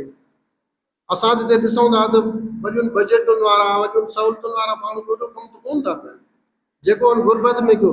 गुरबत जी हालत ॿी तव्हांखे मां ॿुधायां त हे लिखंदो हुयो तमामु ॾिघाल पंहिंजो इहा मकाला लिखंदो हुओ तहक़ीक़ी। उन्हनि खे जॾहिं फेयर कंदो हुयो न त अक्सर डॉक्टर जी आदत हूंदी उन में वरी फेयर करण वक़्तु वरी तब्दीली कंदो हो। अच्छा वरी उनखे वरी ॿीहर फेयर करण जी कोशिशि कंदो त वरी उन में वरी तब्दीलियूं कंदो। पोइ चवंदो यार मुंहिंजी मासां इहो प्रॉब्लम आहे जेतिरा दफ़ा फेयर थो कयां न मूंखे तब्दीलियूं करणियूं थी पवनि। पोइ इन जे करे माना पना जेके अच्छा पना उहो सॼा जेको आहे न इहे जेके इनखे छा चइबो आहे ब्रूस चइबो आहे शायदि अच्छा पना जेके हूंदा उहे फोटो स्टेट वारा न उहे माना वठंदो हुयो। सो चवण जो मतिलबु त हाणे इहे तमामु घणियूं ॻाल्हियूं आहिनि। मां मुख़्तसर जेके शयूं मूंखे ज़हन में आयूं जेकॾहिं अञा मां हिन ते ज़ाहिर आहे ज़हन ते ज़ोर ॾियां त तमामु घणियूं ॻाल्हियूं निकिरंदियूं पर तव्हांजो मां टाइम चङो वरितो महिरबानी तव्हांजी। अॼोकी इन असांजी वरसी तक़रीब में असांजे जामशोरे हैदराबाद लाड़काणे कंबर कराची ऐं ॿियनि मुख़्तलिफ़ शहरनि कोटड़ी खां काफ़ी दोस्त शरीक थिया आहिनि। ऐं गुल सिंधी वहीद मुस्तफ़ा लाशारी ऐं महमूद मुगल ॻाल्हाए वियो लियाकत रिज़वी साहब ऐं जंहिंजो भरपूर ताउन MH पॉवर इंस्टीट्यूट में हिन जो की तक़रीब जे इनक़ाद जे लिहाज़ खां अब्दुल्ला साहब खे गुज़ारिश कंदुसि तव्हां सां डॉक्टर मोहब्बत बुरड़े ते तमामु सुठो दोस्तनि ॻाल्हायो। मां सम्झां थो त हाणे वधीक उन ते तफ़सील सां ॻाल्हाइण जी ज़रूरत कान्हे वर्जाउ थींदो। ऐं सिर्फ़ु इहो अर्ज़ु कंदुसि त डॉक्टर मोहब्बत बुरड़े जो जेको कमु आहे हुनजी शख़्सियत घण पासे आहे पर उनजो कमु बि घण पासा आहे। ऐं मूंखे त ॾाढी हैरत थी जॾहिं मूं ॾिठो त हिन किताब जो चोथों यानी एडिशन शाया थियो आहे ऐं हिन में बुनियादी ॻाल्हियूं हुन कयूं आहिनि। हूअं बि हुनजो जेको बि कमु आहे हुनजो नालो बि मोहबत हुयो त हुन जेको बि कमु कयो आहे उन ई मोहबत सां उन ई जज़्बे सां उन ई सचाईअ सां कयो आहे। ऐं जीअं दोस्तनि ज़िक्र कयो त हू हिकु पल बि पाण खे वांदो न छॾींदो हुयो। उनजी तबियत बि ख़राबु रहंदी हुई उनजे बावजूदि बि उनजो सॼो जेको फोकस हुयो उहो शऊर जी आबियारी ऐं इल्मु अदब जे हवाले सां उनजो कमु हुयो। डॉक्टर रियाज़त बुरड़े के तमामु घणी मुबारकूं ॾींदुसि ऐं जंहिं हिन हीउ सॼो कमु ऐं हीउ सॼो हर साल वरसी कराइण ऐं उन डॉक्टर मोहब्बत बुरड़े जे जेको कमु आहे उनजी लेगेसी खे माण्हुनि ताईं पहुचाइण ऐं उन शऊर खे जे फैलाव में पंहिंजो किरदारु अदा कयो आहे इहो तमामु अहम कमु आहे। ऐं डॉक्टर मोहब्बत बुरड़े जहिड़ा माण्हू कॾहिं कॾहिं एतिरो कमु मतिलबु हुन डॉक्टर मोहब्बत बुरड़े जो आहे जो कॾहिं कॾहिं असांजा इदारा बि एतिरो कमु नथा कनि पिया। हिकिड़े फ़र्द तौरु हुनजो एॾो वॾो कमु हुयो। तो आउं वधीक तव्हांजो वक़्तु न वठनि पंहिंजो मां जंहिं दोस्त खे कोठ ॾींदुसि सवेर ॿाहिरि ज़िक्र बि कयो नासनाई साहिबु जंहिंजे कीजर में डॉक्टर मोहब्बत जा तवील मकाला शाया थिया ऐं जंहिंजे इदारे सिंधी साहबकर तरफ़ां ई शऊर जो 6 एडिशन बि छपियो आहे त नासनाई साहिब खे ऐं पंहिंजनि ख़्यालनि जो इज़हार करे। डॉक्टर मोहब्बत बुरड़े जे नाले सां शनासाई मूंखे उन ज़माने में थी जॾहिं असां पढ़ंदा हुआसीं ऐं GSL में चणक संगत में सरगर्म हूंदा हुआसीं। उन ज़माने में डॉक्टर मोहब्बत बुरड़ो सियासत ते लिखंदो हो के सियासी चोपड़ियूं के सियासी किताब उन जा ईंदा हुआ ऐं उन ज़माने में उन जा उहे किताब या ख़ुदि डॉक्टर मोहब्बत बुरड़ो असां वटि पसंदीदा माण्हू ऐं संदसि नाम पसंदीदा तहरीर कंबर चणक संगत में कंबर यूनिट असांजो तमामु मज़बूत यूनिट हूंदो हो ऐं तक़रीबन 25 खां दफ़ा शहदर कंबर तंज़ सफ़र पर डॉक्टर मोहब्बत खां मिसाल तौर कंबर वॾो पाक शहर वतन जो नेतन जो शहर असां सां ॼण मुलाक़ात बि कोन कंदासीं, बि कोन निकिरंदो। हैदराबाद में हिकिड़ो दीनूअ जो पिणु हूंदो हो, कंबर में 2 दीनूअ जा पिण हूंदा हुआ। 2 दीनूअ जा पिण अॼु हिते मौजूदु आहिनि। ऐं उन ज़माने खां जेके माण्हू असीं ॾिसूं था पिया, उहे सभ जो सभु माण्हू मौजूदु आहिनि ऐं पंहिंजे ॻाल्हियुनि ते, पंहिंजे नज़रिए ते, पंहिंजे जदोजहद ते जुंबिया बीठा आहिनि। यानी जेसिताईं उन्हनि जी ज़िंदगी आहे तेसिताईं उहे उन कम सां ई जुंबियल रहनि था। हाणे इहो हिकिड़ो दौरु थियो। ॿियो दौरु इहो थियो त जॾहिं मूं माहवार टिंजर हैदराबाद मां शुरू कयो त हिकिड़े दफ़े डॉक्टर मोहब्बत बुरड़े हिकिड़ो मज़मून ॾियारे पियो। पहिरीं त मां हुनजो नालो पढ़ी मज़मून खे पासीरो करे रखी छॾियो। पोइ वरी उन मज़मून खे जॾहिं मूं पढ़ियो त मूं चयो यार हिन मज़मून ते हिन माण्हूअ हेॾी वॾी महिनत कई आहे, इहा ईअं छो ज़ाया थी। ऐं उनखे मूं गीजर में छपियो ऐं पोइ लाॻीतो डॉक्टर मोहब्बत खे मां छपींदो रहियुसि। उनजा केतिरा ख़त, उनजा केतिरा मज़मून गीजर में छपिया। मुंहिंजे हल्के जा माण्हू मूं ते तनक़ीद कंदा हुआ ऐं मूंखे झलींदा हुआ त इहो तूं छा थो करीं, असांजे मुखालिफ़ खे प्रोड्यूस पियो करे। मूं छा कयो जो टिंजर साल जो अवार्ड बि डॉक्टर मोहब्बत बुरड़े जे नाले अनाउंस कयो। ऐं हैरान कुन ॻाल्हि तव्हांखे इहा ॿुधायां त डॉक्टर मोहब्बत बुरड़े सां मुंहिंजी मुलाक़ात बि कान हुई, मुंहिंजी शख़्सी दुआ सलाम बि कान हुई। बेसंत हाल जे ॿाहिरां जॾहिं मां समूरनि दोस्तनि जे इस्तक़बाल लाइ बीठो हुउसि त डॉक्टर मोहब्बत उते मूंखे अची हथु ॾिनो ऐं तारीफ़ करायो त मां डॉक्टर मोहब्बत बुरड़ो आहियां। पोइ असां भाकुर पाए मिलियासीं। चई त यार तव्हांजी वॾी महिरबानी जो तव्हां मूंखे छपियो था ऐं तव्हां मूंखे अवार्ड ॾिनो आहे। मुंहिंजो तुंहिंजो कमु अहिड़ो आहे जो उन ते अखियूं ॿूटे नथियूं सघजनि। डॉक्टर मोहब्बत बुरड़ो घणा दोस्त इहा ॻाल्हि चई विया आहिनि त हू साइंस जो माण्हू हो, पर हुन लिसियानात ते कमु कयो। हुनजो कमु मूं जीअं तव्हांखे पहिरीं ॿुधायो त मूं हुनजा केतिरा ई मज़मून छपिया। मूंखे मां सम्झां थो त उहो भाऊ रियाज़त उहे मुख़्तलिफ़ किताबनि में कलेक्ट करे छपिया आहिनि, पर इहो मूंखे ख़बर न आहे त उन में इहो मेंशन आहे त हीअ मज़मून गिजर में छपियल आहिनि या न। उहा मां ॻाल्हि विसूख सां न पियो करे सघां। अच्छा, हिकिड़ी ॻाल्हि त रुॻो यानी असांखे के ख़त बि ईंदा हुआ, के माण्हू रूबरू बि चवंदा हुआ, पर हिकिड़ो मिसाल मां फ़क़ति तव्हांखे इहो ॿुधाईंदुसि त डॉक्टर अलहदाद ॻोयो लिसानियात जो वॾो माहिर हो। असां वटि जेके सचा मुख़लिस जीनस माण्हू आहिनि डॉक्टर अलहदाद ॻोयो उन्हनि में शामिल हो। हैदराबाद में हू जॾहिं एडुकेशन जो डायरेक्टर हो त ऑफिस टाइम खां पोइ रोज़ाना जेकॾहिं हू शहर में आहे त रोज़ाना मूं वटि शाम जो 2 कलाक अची वियो। असां कचहरी कंदा हुआसीं, असां ॻोयो साहिबु कचहरीअ में ॿुॾा पिया हूंदा हुआसीं, काफ़ी देरि कचहरी कंदा हुआसीं। उन ज़माने में मूं हिकिड़ो किताबु छपायो डॉक्टर हिदायत प्रेम जो, सिंधी ॿोलीअ जा महकम। किताब छपजी बाइंड थी मूं वटि अञा पहुतो त डॉक्टर अलहदाद ॻोयो बि अची पहुतो। डॉक्टर अलहदाद ॻोए सां हुजत बि हूंदी, दोस्ती बि हूंदी। उनखे मां चयो साईं मुबारकूं मुबारकूं। चई छाजूं? मुंहिंजो किताबु आयो आहे सिंधी ॿोलीअ जा महकम, उन में तमाम मज़मून आहे। मूं बंडल खोलियो, अञा मूं खोलियो ई कोन हो। बंडल खोलियो त मूं डॉक्टर खे चयो त साईं त हुन मूंखां किताब वरितो कोन।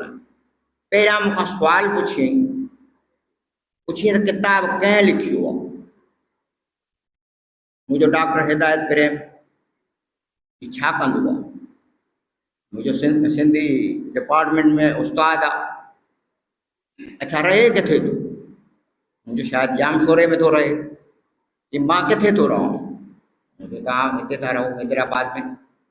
चई बाबा अच्छा, इन खां अॻु में छा थियो त जेॾी महिल मूं हुनखे किताब जी कापी ॾिनी न, हथ में हुन वठी ईअं ॿाहिरि दुकान खां ॿाहिरि उछलाए छॾी। मुंहिंजो मुंहुं लही वियो। मुंहिंजो हिन किताब डॉक्टर माण्हूअ ॾिठो बि कोन को ऐं हिन ॿाहिरि घिटीअ में उछलाए छॾियो। उन खां पोइ इहा ॻाल्हि ॻोल्हि थी त हुन मूंखां इहे सुवाल पुछिया। पोइ मूं ॻाल्हि कंदे कंदे जॾहिं इहो चई त बाबा तूं नाराज़ थी वए। तेसि ताईं असां ॻाल्हायो ई कोन। जॾहिं हिन किताब खे उछलायो थोरी देरि खां पोइ असांजी ॻाल्हि ॿोल्हि शुरू थी त मूंखे चई नाल ॻाल्हि ॿुध। किताब जो नालो आहे सिंधी ॿोलीअ जा महकम ऐं किताब जो लिखंदड़ आहे डॉक्टर हिदायत प्रेम। मां हैदराबाद में वेठो आहियां, पाण जामशोरे में वेठो आहे। हिन जेको मूं ते तहक़ीक़ी मज़मून लिखियो आहे उहो हिन कलेक्शन किथां कई? अख़बारनि मां टुकड़ा खया हूंदई, मूं ते छपियल मज़मूननि मां टुकड़ा खया हूंदई। हुन डॉक्टर खे जेको थीसिस थो करे या महिनत थो करे, किताब थो लिखे, उनखे इहा ज़रूरत पेश न थी अचे त हू अची मूंसां मुंहिंजे नज़रिए ॿोलीअ बाबति नज़रिए ऐं ॿियनि ॻाल्हियुनि ते डिस्कस करे ऐं मूंखां पुछे। पोइ हुनखे हक़ु आहे त मूं ते मज़मून लिखे। बाक़ी इहो रद्दी आहे मां कोन। पोइ ख़ैर मां को छोकिरो लंघियो, मूंखे उतां रस्ते तां किताब खणी ॾिनई। हाणे मुंहिंजे इन मिसाल ॿुधाइण जो मतिलबु ही हो त डॉक्टर अलहदाद ॻोहे जहिड़ो माण्हू एॾो सख़्तु स्ट्रेन वरितो, पर हुन मूंखे इहो चयो त तूं जेके डॉक्टर मोहब्बत जा मज़मून छपी पियो न, इहो तूं वॾी ख़िदमत, हुनजी वॾी महिनत। माना ख़ुशि बि थियुसि त हलो ठीकु आहे। मां चङो भला ठीकु आहे। हिकिड़े किताब ते तव्हां मूंखे दॿ पटी, ॿिए किताब ते तव्हां मज़मूननि ते शाबस ॾिनी। अच्छा, डॉक्टर मोहब्बत बुरोडो सां जॾहिं हुन खां आख़िरी मुंहिंजी मुलाक़ात हीअं थी त हू हैदराबाद आयो।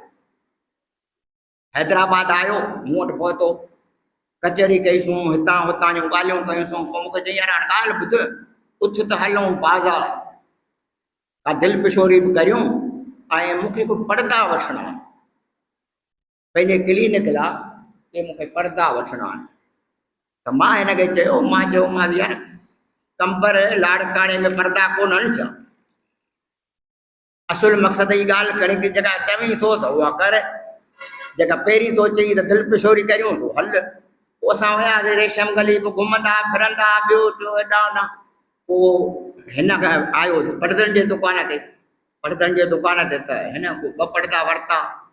त मां चयोमांसि त बाबा उतां जी वठी ॿाहिरि खणी वेंदे।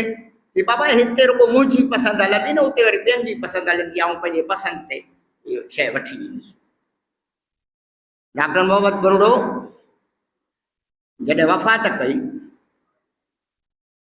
त हुनजे नाले ते कंबर जे सरगर्म नौजवाननि संदसि नंढे भाउ डॉक्टर रियाज़त उनजे नाले ते अकेडमी ठाही। मुंहिंजो तजुर्बो आहे त असां वटि सिंध में जेको बि अदीब शाइर वफ़ात थो करे, पहिरें ॾींहुं न त टीजे ते ज़रूरु हुनजी अकेडमीअ जो ऐलान थो थिए त असां अकेडमी ठाही। मूं बि सम्झो त ईअं ई कमु थींदो जीअं ॿिया कम थींदा रहंदा आहिनि। पर 28 सालनि खां डॉक्टर मोहब्बत जो भाउ डॉक्टर रियाज़त ॿई दीन लाइ साईं इहे जेके इहो कमु कनि था पिया, सलाम आहे उन्हनि खे जिन डॉक्टर मोहब्बत बुरोडे जे कम खे बि पंहिंजो कयो आहे ऐं उन जे नाले खे बि ज़िंदा रखियो आहे। मां तव्हांखे हिकिड़ो ॿियो मिसाल ॾियां, हैरान कुन मिसाल। अक्सर असां अदीबनि, सियासतदान ऐं इन्हनि जा औलाद जेको आहे उहा क्लेम यानी इहो त कंदी त मां नाज़ सनाईअ जो पुटु आहियां, मां फलाणे जो पुटु आहियां, मां फलाणे जो भाउ आहियां, उनजे माल मिल्कियत ते त जहिड़ो थींदो, पर इहो क्लेम न कंदा त हुन जेका विरासत में अदबी शयूं छॾियूं, किताब छॾ पिया, उन्हनि खे संभालीनि, उन्हनि खे छापीनि ऐं मैदान ते आणीनि। मरहूम काज़ी फैज़ मोहम्मद मूंखे पंहिंजे औलाद जीअं पाईंदो। हिकिड़े दफ़ा मां हुन वटि वियुसि त हुन मूंखे 5-7 नोटबुक लिखियल ॾिना, संदसि आत्म कहाणी। पोइ मां वरी जेल हलियो हुअसि। उहो किताब बि वॾो हो, उन वक़्तु असां अञा अहिड़ा पब्लिशर कोन थिया हुआसीं जो एॾो वॾो किताब छापे सघूं। पोइ मां जेल मां जॾहिं आज़ादु थी आयुसि त उहो मूं वटि किताब पियो। मूं चयो यार काज़ी साहिब मूंखे इहे अखर ॾिना त हीअ किताब तो वटि अमानत आहे, इहो तूं ई छपाईंदे, मूंखे तो में उमेद आहे त तूं छपाईंदे। मूं वठि पकड़ कई। मूं चयो यार छा कनि, मूं वटि त पैसा हुआ ई कोन। पोइ मां काज़ी साहिब जी हिकिड़ी न्याणीअ सां मिलियुसि। उन मूंखे चयो त इहो को मसालो कोन्हे को, मुंहिंजो भाउ हाला में हाईवे जो इंजीनियर आहे, पैसो उन जे लाइ को मसालो कोन्हे, तो तव्हां उन वटि वञो, तव्हांखे सुञाणंदो हूंदो। ठीकु आहे, ऐं हाला वियुसि, वञी हुन सां मिलियुसि। मूं हुन सां ॻाल्हि कई त बाबा साईं हीअ किताब लिखियो, आत्मकथा पंहिंजी लिखी, वॾो किताब आहे, मूंखे चयो त तूं छपराइजांइ ऐं मूंखे तो में उमेद आहे, पर यार मुंहिंजो हाल कोन्हे। हाणे उन जी उमेद मुंहिंजी इहा हुई, आसरो इहो हो त तूं छपराईंदे, सो मां तव्हांजी ख़िदमत में आयो आहियां त तव्हां मदद कयो त किताब छपराए। चई त किताब ते ख़र्चु घणो ईंदो। हाणे उन ज़माने में उहो 500-600 सुफ़्हनि जो किताब हो, मुंहिंजो घटि में घटि 50,000 रुपया। हू उथी वियो अंदरि वियो। मां ख़ुशि थियुसि। मां चयो यार हिन देरी कान कई, वधीक त तफ़सील ई कोन पुछियो। हो अंदरि वियो, मां ख़ुशि पियो थियां। ॻोठी आयो, हू ₹1 रुपया खणी आयो, अची मुंहिंजे टेबल कुंड ते रखी। चई हीअ ₹1 रुपया अथई, हीअ ₹1 रुपया तुंहिंजा आहिनि, किताब खे बाहि ॾेई छॾ, किताब खे साड़े छॾ। मां चयो हल भेणा। तो बहरहाल अहिड़ा असां वटि घणा मिसाल मौजूदु आहिनि, घणियूं ॻाल्हियूं मौजूदु आहिनि। वक़्तु बि कोन्हे को, दिलि त चवे थी त मोहबत लाइ वेही ॻाल्हाइजे। मोहबत जो मौत बि जेको सो ॼण असांजे लाइ वॾो सदमो हो। हाणे वेझड़ में मुंहिंजो यार ग़ुलाम मोहम्मद लाखो, सिंध जे तारीख़ जो वॾो माण्हू, उहो वफ़ात करे वियो। मुंहिंजो संदसि नौजवान फर्ज़ंद बि वेठो आहे। त मां उनखे सदाईं चवंदो हुउसि, जॾहिं बि मिले त मां चवंदो हुउसि त या फ़ोन करे मां चवंदो हुउसि मरहूम कहिड़ा हाल अथई, या संदसि पुट ईंदा हुआ त मां उन्हनि खे चवंदो हुउसि बाबा मरहूम खे सलाम चइजे। पोइ छोकिरा घर में चवंदा बाबा उहो चाचा चयो आहे त मरहूम खे सलाम ॾिजो। उहो पंहिंजो ग़ुलाम मूंखे हिकिड़ी दफ़ा ॿुधायो, चई यार उहो छोकिरनि खे थो चवी नियापो चयो, मूंखे घर ॾिन, मुंहिंजी घरवारी चवे थी इहो मुंहुं मूंखे मिले तोखे, मां छाजे लाइ थो चए मरहूम, मिले त आऊं मरहूम पाण करे छॾियांसि। बहरहाल जॾहिं मां हुनजे तॾे ते वियुसि त संदसि नौजवान पुटु सरफराज मूंखे भाकुर पाए इहो चयो, चाचा तव्हां नेठि बाबा खे मरहूम करे छॾियो, महिरबानी।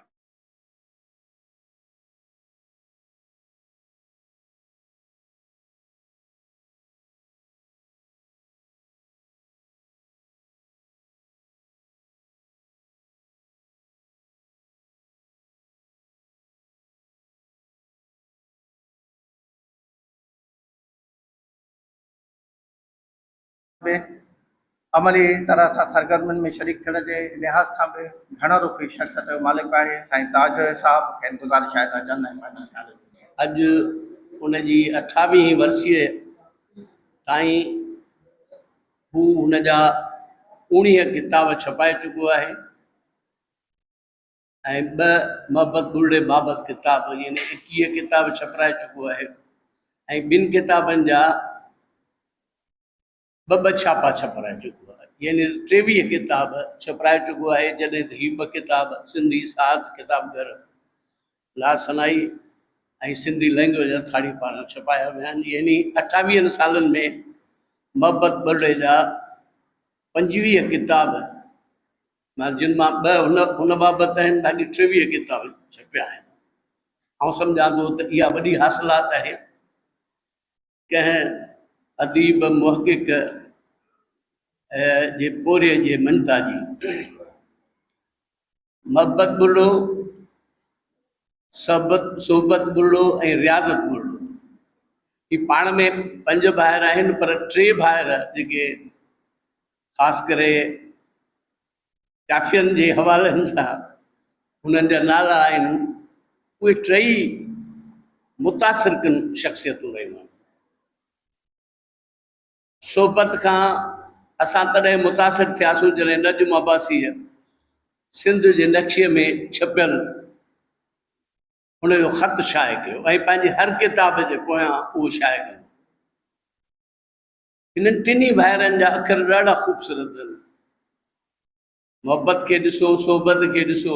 मोहब्बत जी सियासी दौर में जेका चाकिंग हूंदी दीवारुनि ते कंदो ऐं रियाज़त जा तव्हां अखर अॼु बि ॾिसी सघो था त 3 भाइर इन हवाले सां सुठा अखर सम्झो त अधु इल्मु आहिनि, त उन हवाले सां हिन 3 भाइरनि जी हिकिड़ी निस्बत जुड़े थी।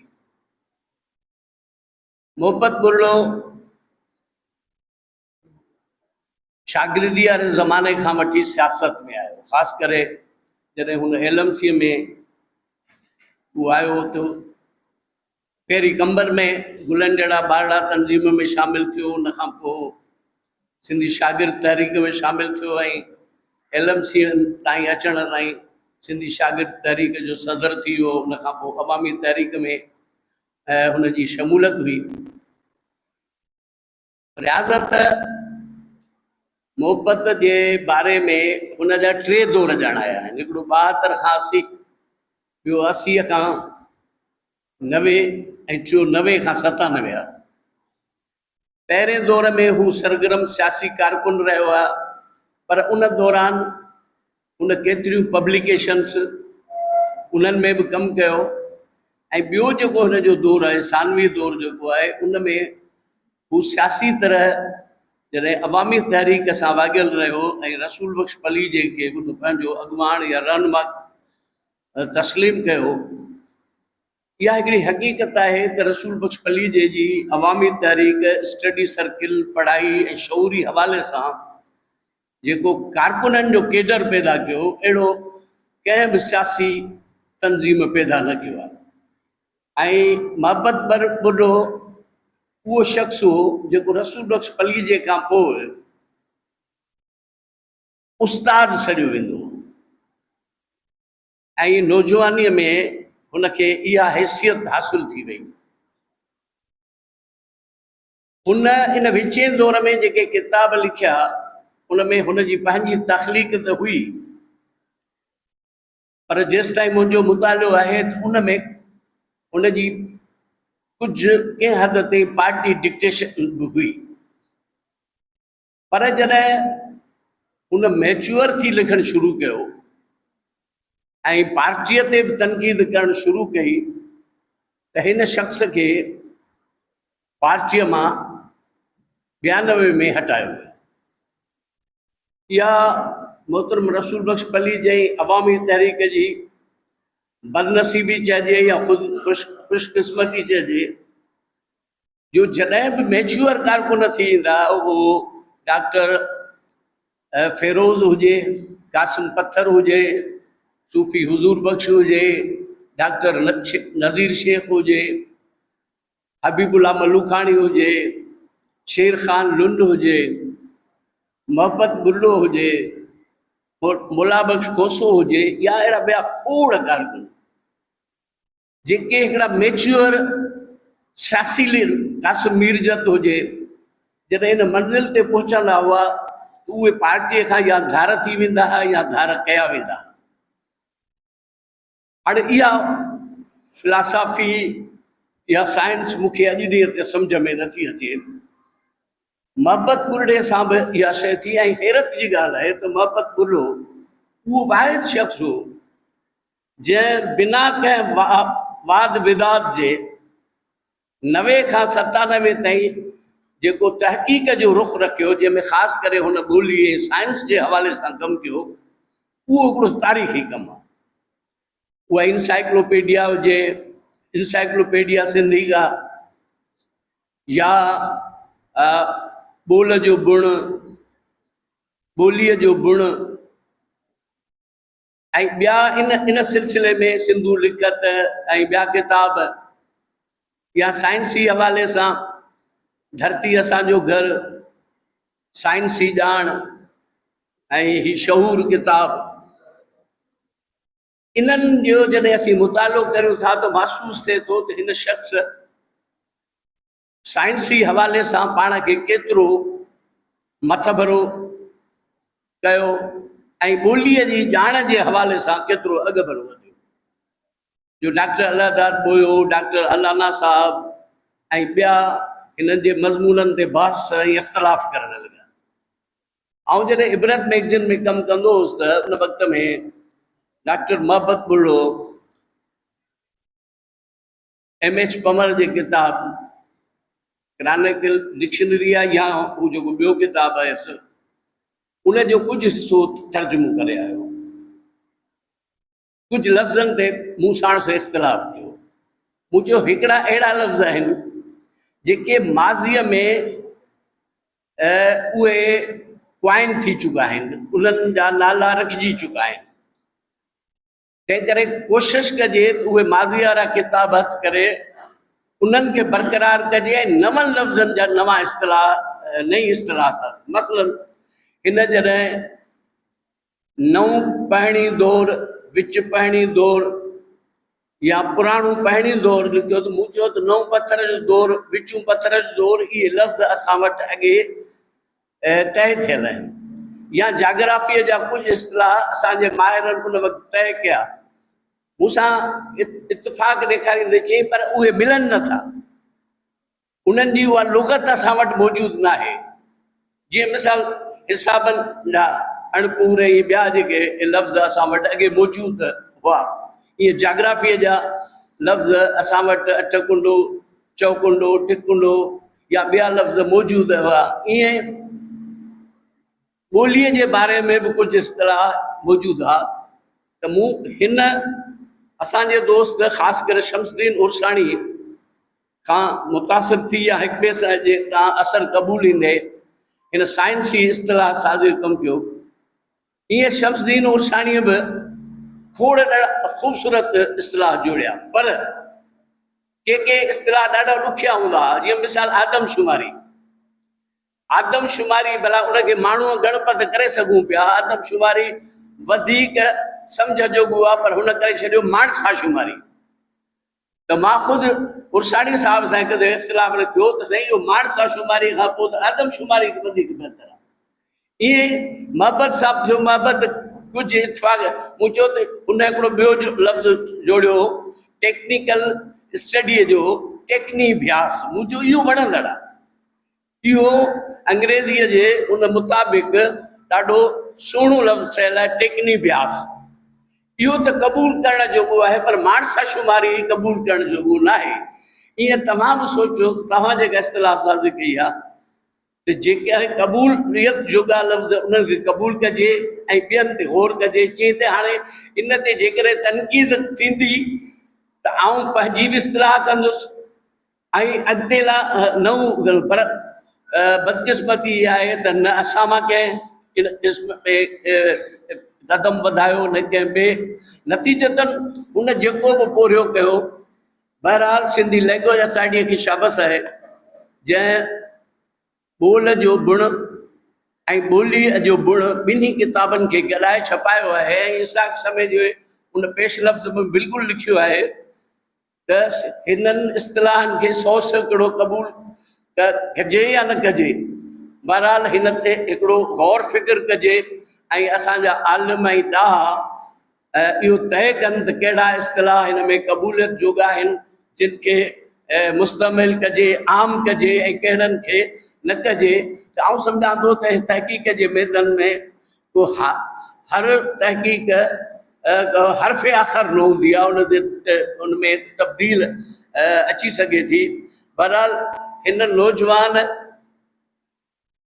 पंहिंजे मुख़्तसिर ॼमार में जेको पोरियो कयो आहे ॿोलीअ जे हवाले सां ऐं साइंसी हवाले सां, ॿोलीअ जी इस्तिलाह साज़ी ऐं साइंसी लफ़्ज़नि जी इस्तिलाह साज़ीअ जे हवाले सां एॾो वॾो कमु असांजे वॾनि आलिमनि बि न कयो आहे। इन हवाले सां हीउ मुबारक जो मुस्तहक़ आहे ऐं वधीक मुबारक जो मुस्तहक़ संदसि भाउ रियाज़त आहे, जंहिं पंहिंजे भाउ जो समूरो पोरियो छपायो आहे।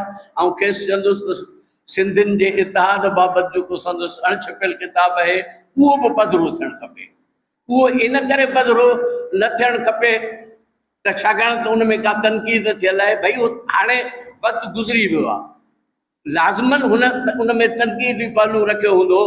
उहो साईं जीएमशद ते बि तनक़ीद हूंदी, रसूल बख़्श पलीजे ते बि तनक़ीद हूंदी, कंहिं ॿिए इतिहाद ठाहींदड़ ते बि तनक़ीद हूंदी, पर उहो किताबु अचणु खपे जीअं सच थो चवे या ॿिया जेके हुआ उन्हनि में सख़्तु क़िस्म जी सिंधी मार सूरमा उन में सख़्तु क़िस्म जी तनक़ीद हुई, पर हाणे असां उहे सभु शयूं बर्दाश्त करे चुका आहियूं।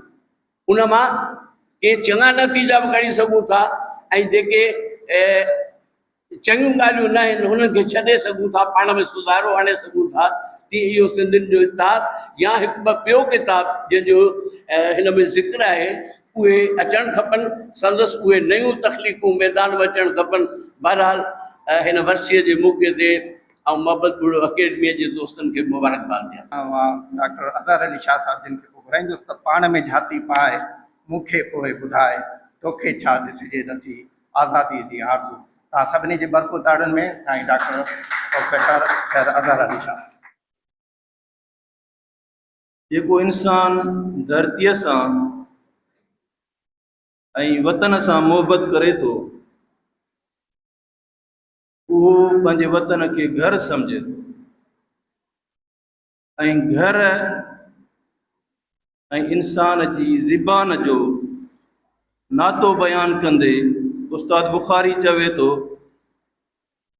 त न कंहिं बाबूअ जी बेठक आहे, न कंहिं बाबूअ जी बेठक आहे, न कंहिं अफ़सर जो दफ़्तर आहे। हिते हलंदी ज़िबान मुंहिंजी, ही मुंहिंजो पंहिंजो घर आहे। त वतन ऐं ॿोली को इंसान खे हिन काइनात में महान बनाए, उन सां ई इंसान जी शिनाख़्त आहे, उन सां इंसान जी तहज़ीब ऐं सकाफ़त आहे, इल्म ऐं ॼाण आहे, खज़ाना आहिनि। ऐं असां जेकॾहिं इंसानी इर्तिक़ा जी तारीख़ ॾिसूं था त सभ खां पहिरियों, सभ खां अहम ऐं सभ खां वॾो इनक़िलाब इंसानी तारीख़ में उहो आहे लहजा, डायलेक्ट्स। तक़रीबन 2 लख साल पहिरीं इंसान ई गूंगा पे हलिया, गूंगनि वांगुरु पे हलिया, का कम्युनिकेशन न हुई। ये ॿार शुरू में अचे थो त का उनजी कम्युनिकेशन ख़ासि कोन्हे। तीअं इंसान 2 लख साल तक़रीबन पहिरीं कुझु आवाज़ कढणु शुरू कया, जिन खे लहजा चयो थो वञे, जिन खे डायलेक्ट्स चयो थो वञे। ऐं उतां ॻाल्हाइण जी, डायलॉग जी ऐं ओरेचर यानी लोक अदब जी शुरूआत थिए थी। अॻिते हली तक़रीबन 50,000 साल 70,000 साल पहिरीं तारीख़ में इंसान जुमला ठाहिण शुरू कया, माना ख़ेज़ जुमला। ऐं इन्हनि माना ख़ेज़ जुमलनि जे बुनियाद ते इंसान ॻाल्हि ॿोल डायलॉग ऐं लोक अदब जी जेका शुरूआत आहे उहा हितां खां थिए थी 50,000 70,000 साल पहिरीं। लिखत जी ॻाल्हि ॿोलीअ सां तॾहिं चऊं था जॾहिं लिखत हुजे, ॿोल पहिरीं आहे। ॿोल जी तारीख़ 2 लख साल पहिरीं 50,000 साल पहिरीं आहे, पर ॿोली एतिरी क़दीम न आहे।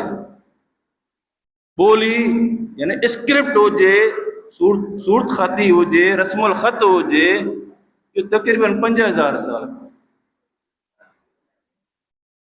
ऐं उन्हनि रस्मुल ख़तनि में जेके क़दीम 3-4 रस्मुल ख़त आहिनि उन्हनि में इंडस स्क्रिप्ट बि शामिल आहे, सिंधी ॿोली जी रस्मुल ख़त बि शामिल आहे।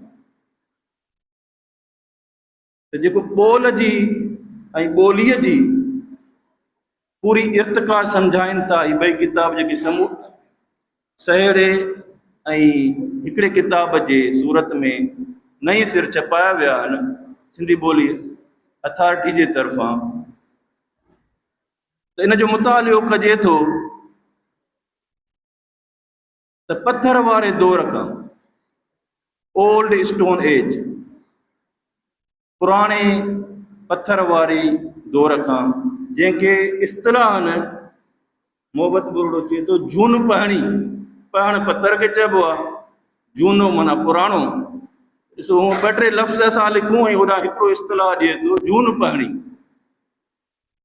क़दीम पथर वारो ज़मानो, विच पहणी, विचों पथर वारो ज़मानो, नओं पथर वारो ज़मानो, नओं पहणी। ऐं इन सां गॾु अलाए केतिरा साइंसी इस्तिलाह ॿोलीअ सां जुड़ियल उहे इन किताब में उन्हनि जो ज़ख़ीरो मौजूदु आहे। ॿोलीअ जे बुनियाद ते जॾहिं असां ॻाल्हायूं था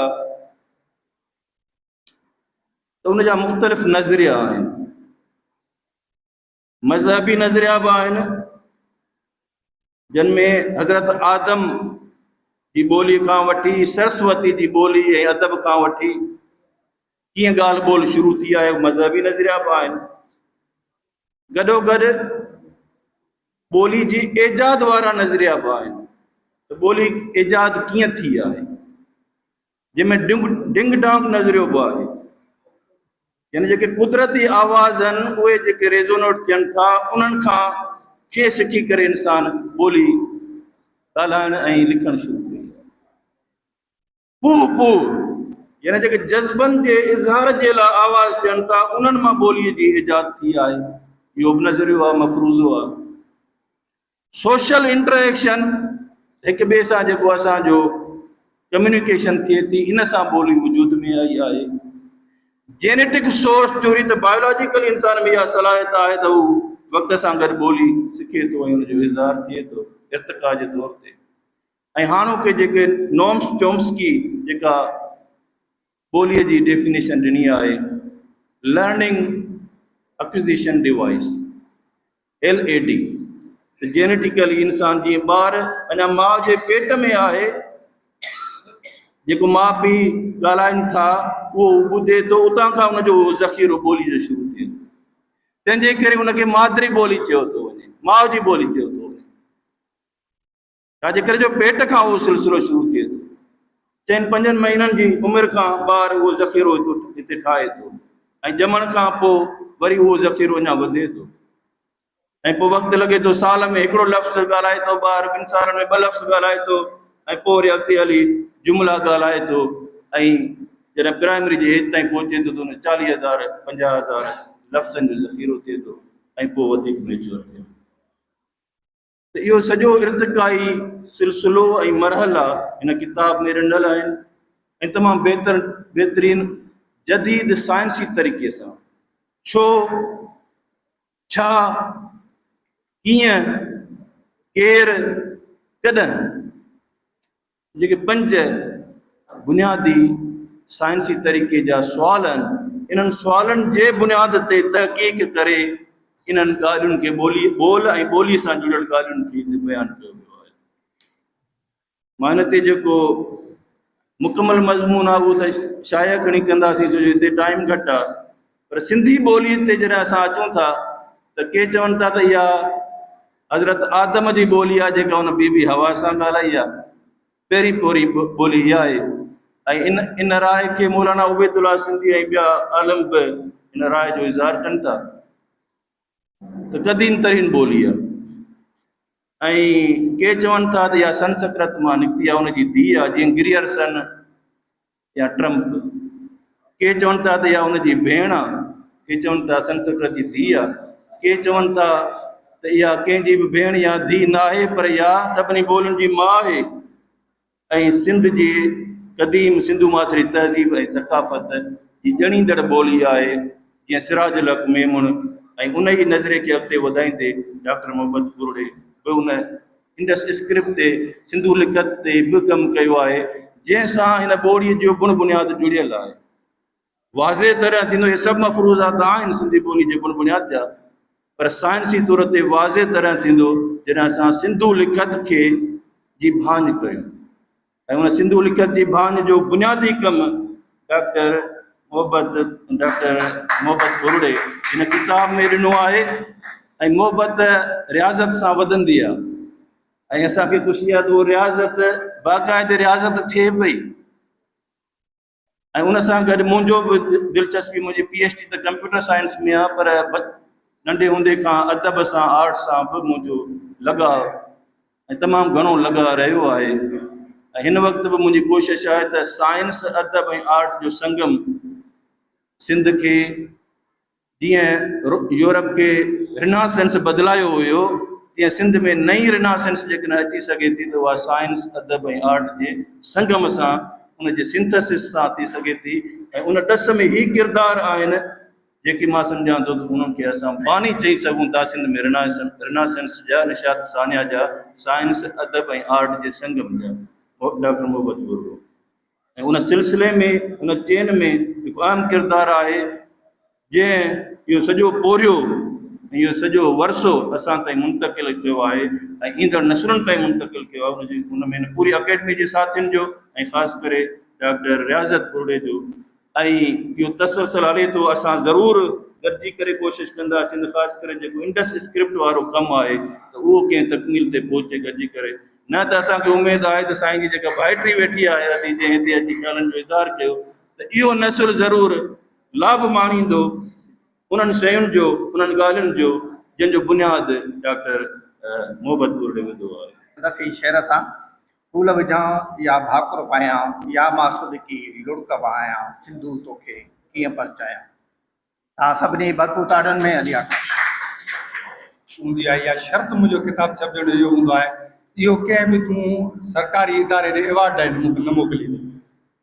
इहो वरी मूं बाक़ाइदे इहो लिखत में बि ॾिनो, बाबा मूंखे कंहिं बि सरकार खां एवार्ड नथो खपे। मुंहिंजो कमु इहो आहे जेको जेकॾहिं माण्हुनि ताईं पहुचे थो ऐं उहो क़बूलु कयो थो वञे, इहा मुंहिंजे लाइ वॾी ॻाल्हि आहे। पर हीउ एवार्ड मुंहिंजे लाइ तमामु वॾी हैसियत रखे थो। डॉक्टर मोहब्बत जे अॻियां असां छा आहियूं, या माउदुर मोहम्मद वेठो आहे, साईं मजीद वेठो आहे ऐं इहे सभु वेठा आहिनि। हाणे मजीद साहिब जी उताकत ते असां स्टडी सर्कल्स में रहिया आहियूं। अमर जलील बैतुलो असांजो दोस्त हूंदो, असांखे वठी ईंदो हुते, असां हुते उतां किताब वठी पढ़िया आहिनि। असां उन्हनि जे अॻियां वॾा थिया आहियूं त उन्हनि जे अॻियां छा ॻाल्हाइजे। डॉक्टर मोहब्बत जे अॻियां त वञा, जीअं स्कूल मास्तर पढ़ाए बैक बेंचर हुजे, असांजी हैसियत उहा हुई। हाणे असां हुते कंबर जो जेको शहर हो, उन शहर में जंहिंखे पाण इल्मु चऊं था, जंहिं जदीद नज़रियनि ते पाण ॻाल्हायूं था, या जेका नए खां नई सोच आहे, तरक़ी पसंदी जी ॻाल्हि करियूं था, पाण रोशन ख़्याली जी ॻाल्हि करियूं था, अहिड़े क़िस्म जो को बि माहौल कंबर में न हो। उहो कुझु हंधनि ते हो, कुझु स्टडी सर्कल्स हुआ, कुझु हिकिड़ा कंबर जा सेगमेंट्स हुआ जिते इहा शौर जी आबियारी हुई। ऐं मुंहिंजी इहा ख़ुशकिस्मती रही जो आउं गोपांगनि जे पाड़े में हुते पैदा थियुसि। गोपांग जो तारुफ़ छा आहे उहो सभु दोस्त उहे ॼाणनि था जेके कंबर सां तालुक़ु रखनि था, पर उन्हनि मंझां आउं वरी वधीक उतां कंबर जा जेके शरीफ़ सम्झा ईंदड़ ज़ातियूं हुयूं, शेख हुआ, दीवान हुआ, उन्हनि सां तमामु घणो वेझो रहियुसि। पोइ ईअं हिकिड़े माहौल सां उहो कयो। हाणे चवण जो मतिलबु इहो आहे त कंबर जो शहर अॼु ॾिसो था, अॼु त मां सम्झा अॼु बि त मां न आहियां वियो, पर मूंखे ख़बर पवे थी त उहा उनजी हालति कहिड़ी आहे। पर जंहिं वक़्त में डॉक्टर मोहब्बत मौजूदु हो, उहो अकेलो ई माण्हू हो जेको पूरे शहर में हिकिड़े फ़र्क़ सां मौजूदु हो। ऐं हीउ शहर जॾहिं इल्म जी तरक़ी थींदी, जॾहिं असां जेके डॉक्टर मोहब्बत ॻाल्हियूं कयूं आहिनि इहे सम्झण जे लाइक़ु थींदासीं, तॾहिं त डॉक्टर मोहब्बत न रुॻो सॼी सिंध में वॾे में वॾो माण्हू लिखियो वेंदो, जिन बाक़ाइदे साइंसी बुनियादनि ते, इल्मी बुनियादनि ते ऐं नवनि इनकलाबनि ऐं तहरीकनि जे तारुफ़ जे सिलसिले में तमामु वॾा कम कया ऐं बुनियादी कम कया, जंहिंजे करे असां अॼु जेको कुझु बि आहियूं। आउं त पाण कुझु बि नथो सम्झां ऐं मुंहिंजे लाइ इहा ई वॾी ॻाल्हि आहे जो आउं पंहिंजे ज़ुबान सां डॉक्टर मोहब्बत जो लफ़्ज़ उचारियां या उनजे बारे में कुझु ॻाल्हायां। हीअ अव्हां किताब रुॻो पढ़ो था, अव्हांखे लॻे थो त हीअ किताब पढ़ूं था, अव्हांखे अंदाज़ो थिए थो, पर हक़ीक़त इहा आहे त जेके माण्हू डॉक्टर मोहब्बत खे जिन अॻियां ॾिठो, जेके ख़ादम जीअं ॻाल्हि कयूं या जीअं का सतार कुझु ॻाल्हियूं रखियूं या मजीद जेका ॻाल्हि रखी, जिन माण्हुनि उनजी सोबत में गुज़ारियो, तन खे इहा चङी तरह ख़बर पवंदी त डॉक्टर मोहब्बत एॾे वॾे आला पाए जो माण्हू हो। ऐं मुंहिंजी ख़ुशकिस्मती रही जो आउं हिते हैदराबाद में रसूल बख्श पलीजे साहिब सां गॾु बि रहियुसि। जोए साहिब त मुंहिंजी सॼी हिते हैदराबाद में परवरिश कई ऐं उन्हनि ॿिनि माण्हुनि सां या ॿियनि जेके बि सिंध जा वॾा नाला आहिनि उन्हनि सां आउं वेझे में वेझो रही करे सिंध जा उन जा मूं कमु कयो। पर आउं सम्झां थो त मुंहिंजी जेका शऊरी पीढ़ आहे ऐं जेको कुझु आउं आहियां उन में वॾे में वॾो किरदारु डॉक्टर मोहब्बत जो आहे। हाणे हिन किताब में हिकिड़ो ॿोलीअ ते आहे मज़मून आहे जंहिंमें वरी अंदरि नक्शा ॾिनल आहिनि, जंहिंमें अखर लिखियल आहिनि, लफ़्ज़ लिखियल आहिनि, हथ जा ठहियल उन में नक्शा आहिनि। हाणे डॉक्टर मोहब्बत जे असां हिते कंबर में वेठल आहियूं जिते जागीरदारी निज़ाम आहे, जिते कबीलाई जहिड़ा आहिनि, जिते माण्हू ज़ातियुनि में विरहायल आहिनि, रुॻो थोरा ई माण्हू उते इनकलाब जी कनि था, शऊर जी आबियारी ॻाल्हि कनि था। उते उन ज़माने में हू असांखे प्रेज़ेंटेशन्स ॾींदो। हाणे इहा जेका हिन में मज़मूनी जे सूरत में आई आहे, इहा उन ज़माने में 92 या 93 में भाऊ सतार जे घर में डॉक्टर मोहब्बत असांखे ॿोली ते प्रेज़ेंटेशन इहा ॾिनी। मतिलबु पाण हथ सां सॼी प्रेज़ेंटेशन ठाहींदो वॾनि ते, वरी पोइ उहा हटाईंदो, वरी ॿिए ते ॻाल्हाईंदो, ईअं ज़मीन जे तहनि ते उहो वरी उहा प्रेज़ेंटेशन उहा कमाल जी असांखे ॾिनी। अञा त ऐं वॾी ॻाल्हि इहा आहे त मार्क्सिज़म जे हवाले खां असीं जेके कंबर जा माण्हू आहियूं, पाण नज़रियाती, भले आउं शाइर हुजां, पर अव्हां ॾिसंदा त जॾहिं आउं नसुर लिखंदो आहियां त चवंदा आहिनि त अली आकाश नसुर तमामु ज़बरदस्त थो लिखे। उन जो कारण इहो ई आहे त इहे अहिड़े क़िस्म जा माण्हू उनजे पोयां हुआ। डॉक्टर मोहब्बत मार्क्सिज़म ते ऐं तारीख़ी मादियत ते, जदलियात ते एॾो असांखे डेप्थ में, मतिलबु उन वटि ॻाल्हियूं इहे ई हुयूं। असां जॾहिं वेंदा हुआसीं असांखे इहा ख़बर न हूंदी, जीअं ख़ादम ॻाल्हि कई त उन वटि कहिड़ा सुवाल आहिनि, हुन वटि सुवाल ई पंहिंजा हूंदा हुआ। असांजे दिलि में जेका बि ॻाल्हि हुजे, पोइ हुन वटि हू हिकिड़े पंहिंजे ज़हन में मसरूफ़ हूंदो, पंहिंजे हिन में कंहिं न कंहिं ॻाल्हि में, आलमानी ॻाल्हि में, फ़लसफ़ानी ॻाल्हि में। ऐं वॾी मज़ेदार जी ॻाल्हि इहा आहे त हू हर ॻाल्हि ते हर नंढे खां नंढे माण्हू खां पुछंदो, भाऊ खां पुछंदो, या भाऊ जी मिसाल ॾींदो आहे त हू का बि शइ हुन लिखी त पोइ भाऊ खे पढ़ी ॿुधाईंदो। भाऊ खे चवंदो तो पढ़ी सम्झी, त भाऊ चवंदो त हा मूं पढ़ी ऐं सम्झी। चवंदो त हाणे मूंखे इहो यकीन आहे कि सॼी सिंध खे सम्झ में ईंदी। मिसाल हिकिड़े भेरे आउं वेठुसि, असां वेठो हुजां हुन वटि, त ॿ हुन वटि मरीज़ आया। उन्हनि मरीज़नि खे कुझु पैसा ॾिना। हुन मूंखे चयो इमरान सीरीज़ बि पढ़ंदो डॉक्टर, इमरान सीरीज़ किताब चई तूं पढ़, तेसिताईं आउं वञी घर वञी भाॼी वठी ॾेई अचां। त इन क़िस्म जी गुरबत हूंदे, पर वॾनि माण्हुनि में मूं हिकिड़ी ॻाल्हि ॾिठी, उन्हनि में न्याज़, निवड़त ऐं इल्मु विरछण जो तमामु घणी हुई। जो इल्मु विरछण जो हुननि में ॾांहुं हो, सभिनी खे गॾु करण जो, एॾा वॾा माण्हू हुआ पर उन्हनि में नेठाई गज़ब जी हुई। ऐं डॉक्टर मोहम्मद जेको ज़हीन हो, ऐं जेकॾहिं उहो चाहे हा त असां जेके बि हिते सभु वेठा आहियूं उन्हनि सभिनी खां वधीक ख़ुशहाल हुजनि हा, पर हुन गुरबत चूंडी ऐं हुन गुरबत खे लेखियो न। ऐं मजीद साहब जी चयो त हुन शौर सां ज़िंदगी गुज़ारी त हुनखे इहा ख़बर हुई त कहिड़ी शइ कम जी आहे, कहिड़ी शइ कम जी न आहे। पोइ इहे आहिनि ॻाल्हियूं, वक़्तु तमामु थोरो आहे जीअं डॉक्टर चयो आहे, पर उहो डॉक्टर मोहब्बत जो इहो त हिकु इल्मी पासो बि न हो। मूं हुन सां गॾु कैरम बोर्ड बि खेॾियो, बंदली हुनजो हूंदो भाइटियो, उहो असां इहे कैरम बोर्ड डॉक्टर लगड़ो जेको छित ते उॾाईंदो हुनजो तमामु उहो मज़ो वठंदो। ऐं साईं जन सतार साहिब वारनि उते वरी बैडमिंटन जो सॼो हिकु कोर्ट ठाहियो, शाम जो उहो उते बैडमिंटन बि खेॾंदो। त ईअं हुनजा पंहिंजा मिज़ाज हुआ। ऐं पूरे माण्हू हमारे को इल्म जे मामले में हुन न चयो। ऐं हिकिड़ी टाक मंझंदि जो ही हेड़ी गर्मियूं थो ॾिसां, कोई जी ॻाल्हि ॿुधाए त घरनि जे वेझा हुआ हिकिड़ी घिटी जो फ़र्क़ु हो डॉक्टर मोहम्मद। वियुसि पे त डॉक्टर खे गोॾ ॿधल हुजे, पुठियुनि उघाड़ो त घर जे अॻियां धिको हो, धिके जे हेठां हो मोटर पाण बीठे हुन ठाहियो। एॾे ॾींहं ॾाढे में मूं हुनखे ॾिठो, हुन छा मूं डॉक्टर सलाम कयो पुछो। त अहिड़े क़िस्म जा इहे तमामु हिकिड़ा मुख़्तलिफ़ माण्हू हुआ ऐं जिन जा असर अञा अॻिते थींदा। सोसाइटी ॾिसोसीं हुनखे अॻिते ऐसे हुनजो कम खे अॻिते करियूं था। हाणे शौर किताब हुनजो छो मशहूरु थियो आहे, उहो इन करे जो एॾी सवली सिंधीअ में एॾो सवलो जेके इल्म जे बारे में, ॼाण जे बारे में, माण्हू जी तरक़ीअ जे बारे में असां वटि किताब को बि मौजूदु न आहे। इन करे नौजवाननि को पसंदि अचे थो लॻातार छपिजे। तव्हांजी वॾी इश्क दोस्त अचनि ऐं पंहिंजनि ख़्यालनि जो इज़हार कनि। डॉक्टर शादिया किताब लिखिया बैद ख़ासि करे जेका डॉक्टर मोहब्बत अकेडमी आहे उन्हनि जे लाइ आहे त जिन मोहब्बत सां कंहिं शख़्स खे पोरिए कंदड़, छाकाणि त लिखण बि प्यार जो पोरियो आहे, लेबर ऑफ लव आहे। ऐं अॼु पोरियतुनि जो आलमी ॾींहुं बि आहे, त उनखे भेटा इन खां वधीक बहितर ॿी कहिड़ी ॾेई सघिजे थी त उन्हनि जे जेको लिखियलु कमु आहे उनखे छपाइजे, उनखे माण्हुनि ताईं पहुचाइजे। ऐं उन कम खे डॉक्टर मोहब्बत अकेडमी ऐं डॉक्टर रियाज़त बुर्डो साहिबु इंतिहाई ख़ूबसूरतीअ सां, इंतिहाई ज़िमेदारीअ सां सर अंजाम ॾेई रहिया आहिनि। उन्हनि जे लाइ उन्हनि खे मुबारकबाद ॾिजे थी, उहे तमामु घणी मुबारक जा लाइक़ु आहिनि। डॉक्टर मोहब्बत बुर्डे साहिब जी जीअं त वर्सीअ जे सिलसिले में अॼोको ही प्रोग्राम हुयो, ज़ाहिरा वर्सीअ में असीं उन्हनि खे ख़िराज अक़ीदत पेश कयूं था, उन्हनि खे असां मोहब्बत जो इज़हार कयूं था। ऐं उहो ई सभु कुझु असां अॼु हिते कयो, जेको ईअं सम्झो त कम जे हवाले सां जेकॾहिं असीं ॻाल्हि कयूं त सिर्फ़ु तारुफ़ हुयो।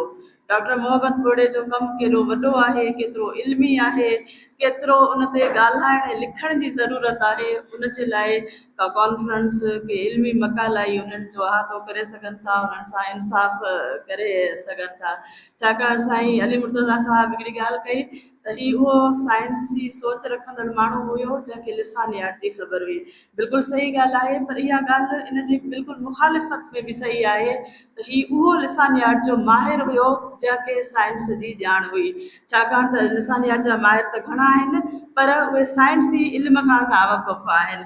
ऐं उनजे करे ई हू कुझु अहिड़ियूं ॻाल्हियूं पंहिंजे किताबनि में लिखंदा ऐं कंदा आहिनि जेके साइंस मुताबिक़ ग़लति या पंहिंजो हक़ीक़तुनि खां परे हूंदियूं आहिनि।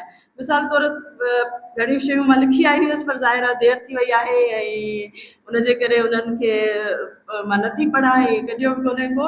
सिर्फ़ु हिकु ॿ ॻाल्हि जो ज़िक्र कंदसि। मिसाल तौर तव्हांखे मुख़्तलिफ़ किताबनि में केतिरियूं ई सम्झाणियूं मिलंदियूं, तव्हां यादि कंदव त विसरक लफ़्ज़ कहिड़ा आहिनि, अविसरक कहिड़ा आहिनि। पर डॉक्टर मोहब्बत बुर्डो जेको डॉक्टर हुयो, MBBS डॉक्टर हुयो, असां जहिड़ो डॉक्टर न हुयो, उनजी ॾाढी आसान वज़ाहत ॾिनी आहे त तव्हां हथ जी पुठीअ ते का आवाज़ रखी वात ते ऐं आवाज़ खे उचारे ॾिसो ऐं ॾिसो त उनजो हवा जो दबाव रुकिजे थो या नथो रुकिजे, ऐं पोइ पाण फ़ैसिलो कयो त उहो आवाज़ जेको आहे उहो विसरक आहे या अविसरक आहे। त इहे जेके साइंसी सम्झाणियूं आहिनि उहो को फिज़ियोलॉजी जो माहिर को डॉक्टर ई ॾेई सघे थो, जंहिंखे फोनिक्स जी ऐं फोनोलॉजी जी चङी तरह ॼाण हुजे ऐं साइंस सां वास्तो रखंदो हुजे। त डॉक्टर साहिब जा जेके कमु आहे उहो कमु जेतिरे क़दुरु तख़लीक़ी आहे उन सां गॾु उहो तनक़ीदी कम बि आहे। डॉक्टर साहब जा जेकी बि किताब आहिनि उन्हनि में अक्सर तव्हां मज़मून ॾिसंदव त का असांजे आलिम जे तरफ़ां जॾहिं का गैर इल्मी या गैर साइंसी ॻाल्हि ॿोलीअ जे हवाले सां लिखी वई त हू ॿोलीअ सां इश्क कंदड़ ऐं ॿोलीअ खे सम्झंदड़ माण्हू उते चुप रही न सघियो ऐं उन जे जवाब में को तनक़ीदी मज़मून लिखियईं जेके अॼु असांजे साम्हूं किताबी सूरत में जो मौजूदु आहिनि ऐं पंहिंजी हिकिड़ी इल्मी ऐं अदबी हैसियत रखनि था। ऐं उन्हनि किताबनि मां असांखे ख़बर पवे थी त साइंसी बुनियादनि ते जीअं हिते सभिनी ज़िक्र कयो त डॉक्टर साहब साइंस जो माण्हू हुयो ऐं साइंस इहो थी चवे त तव्हां दलील खां सवाइ का ॻाल्हि नथा करे सघो।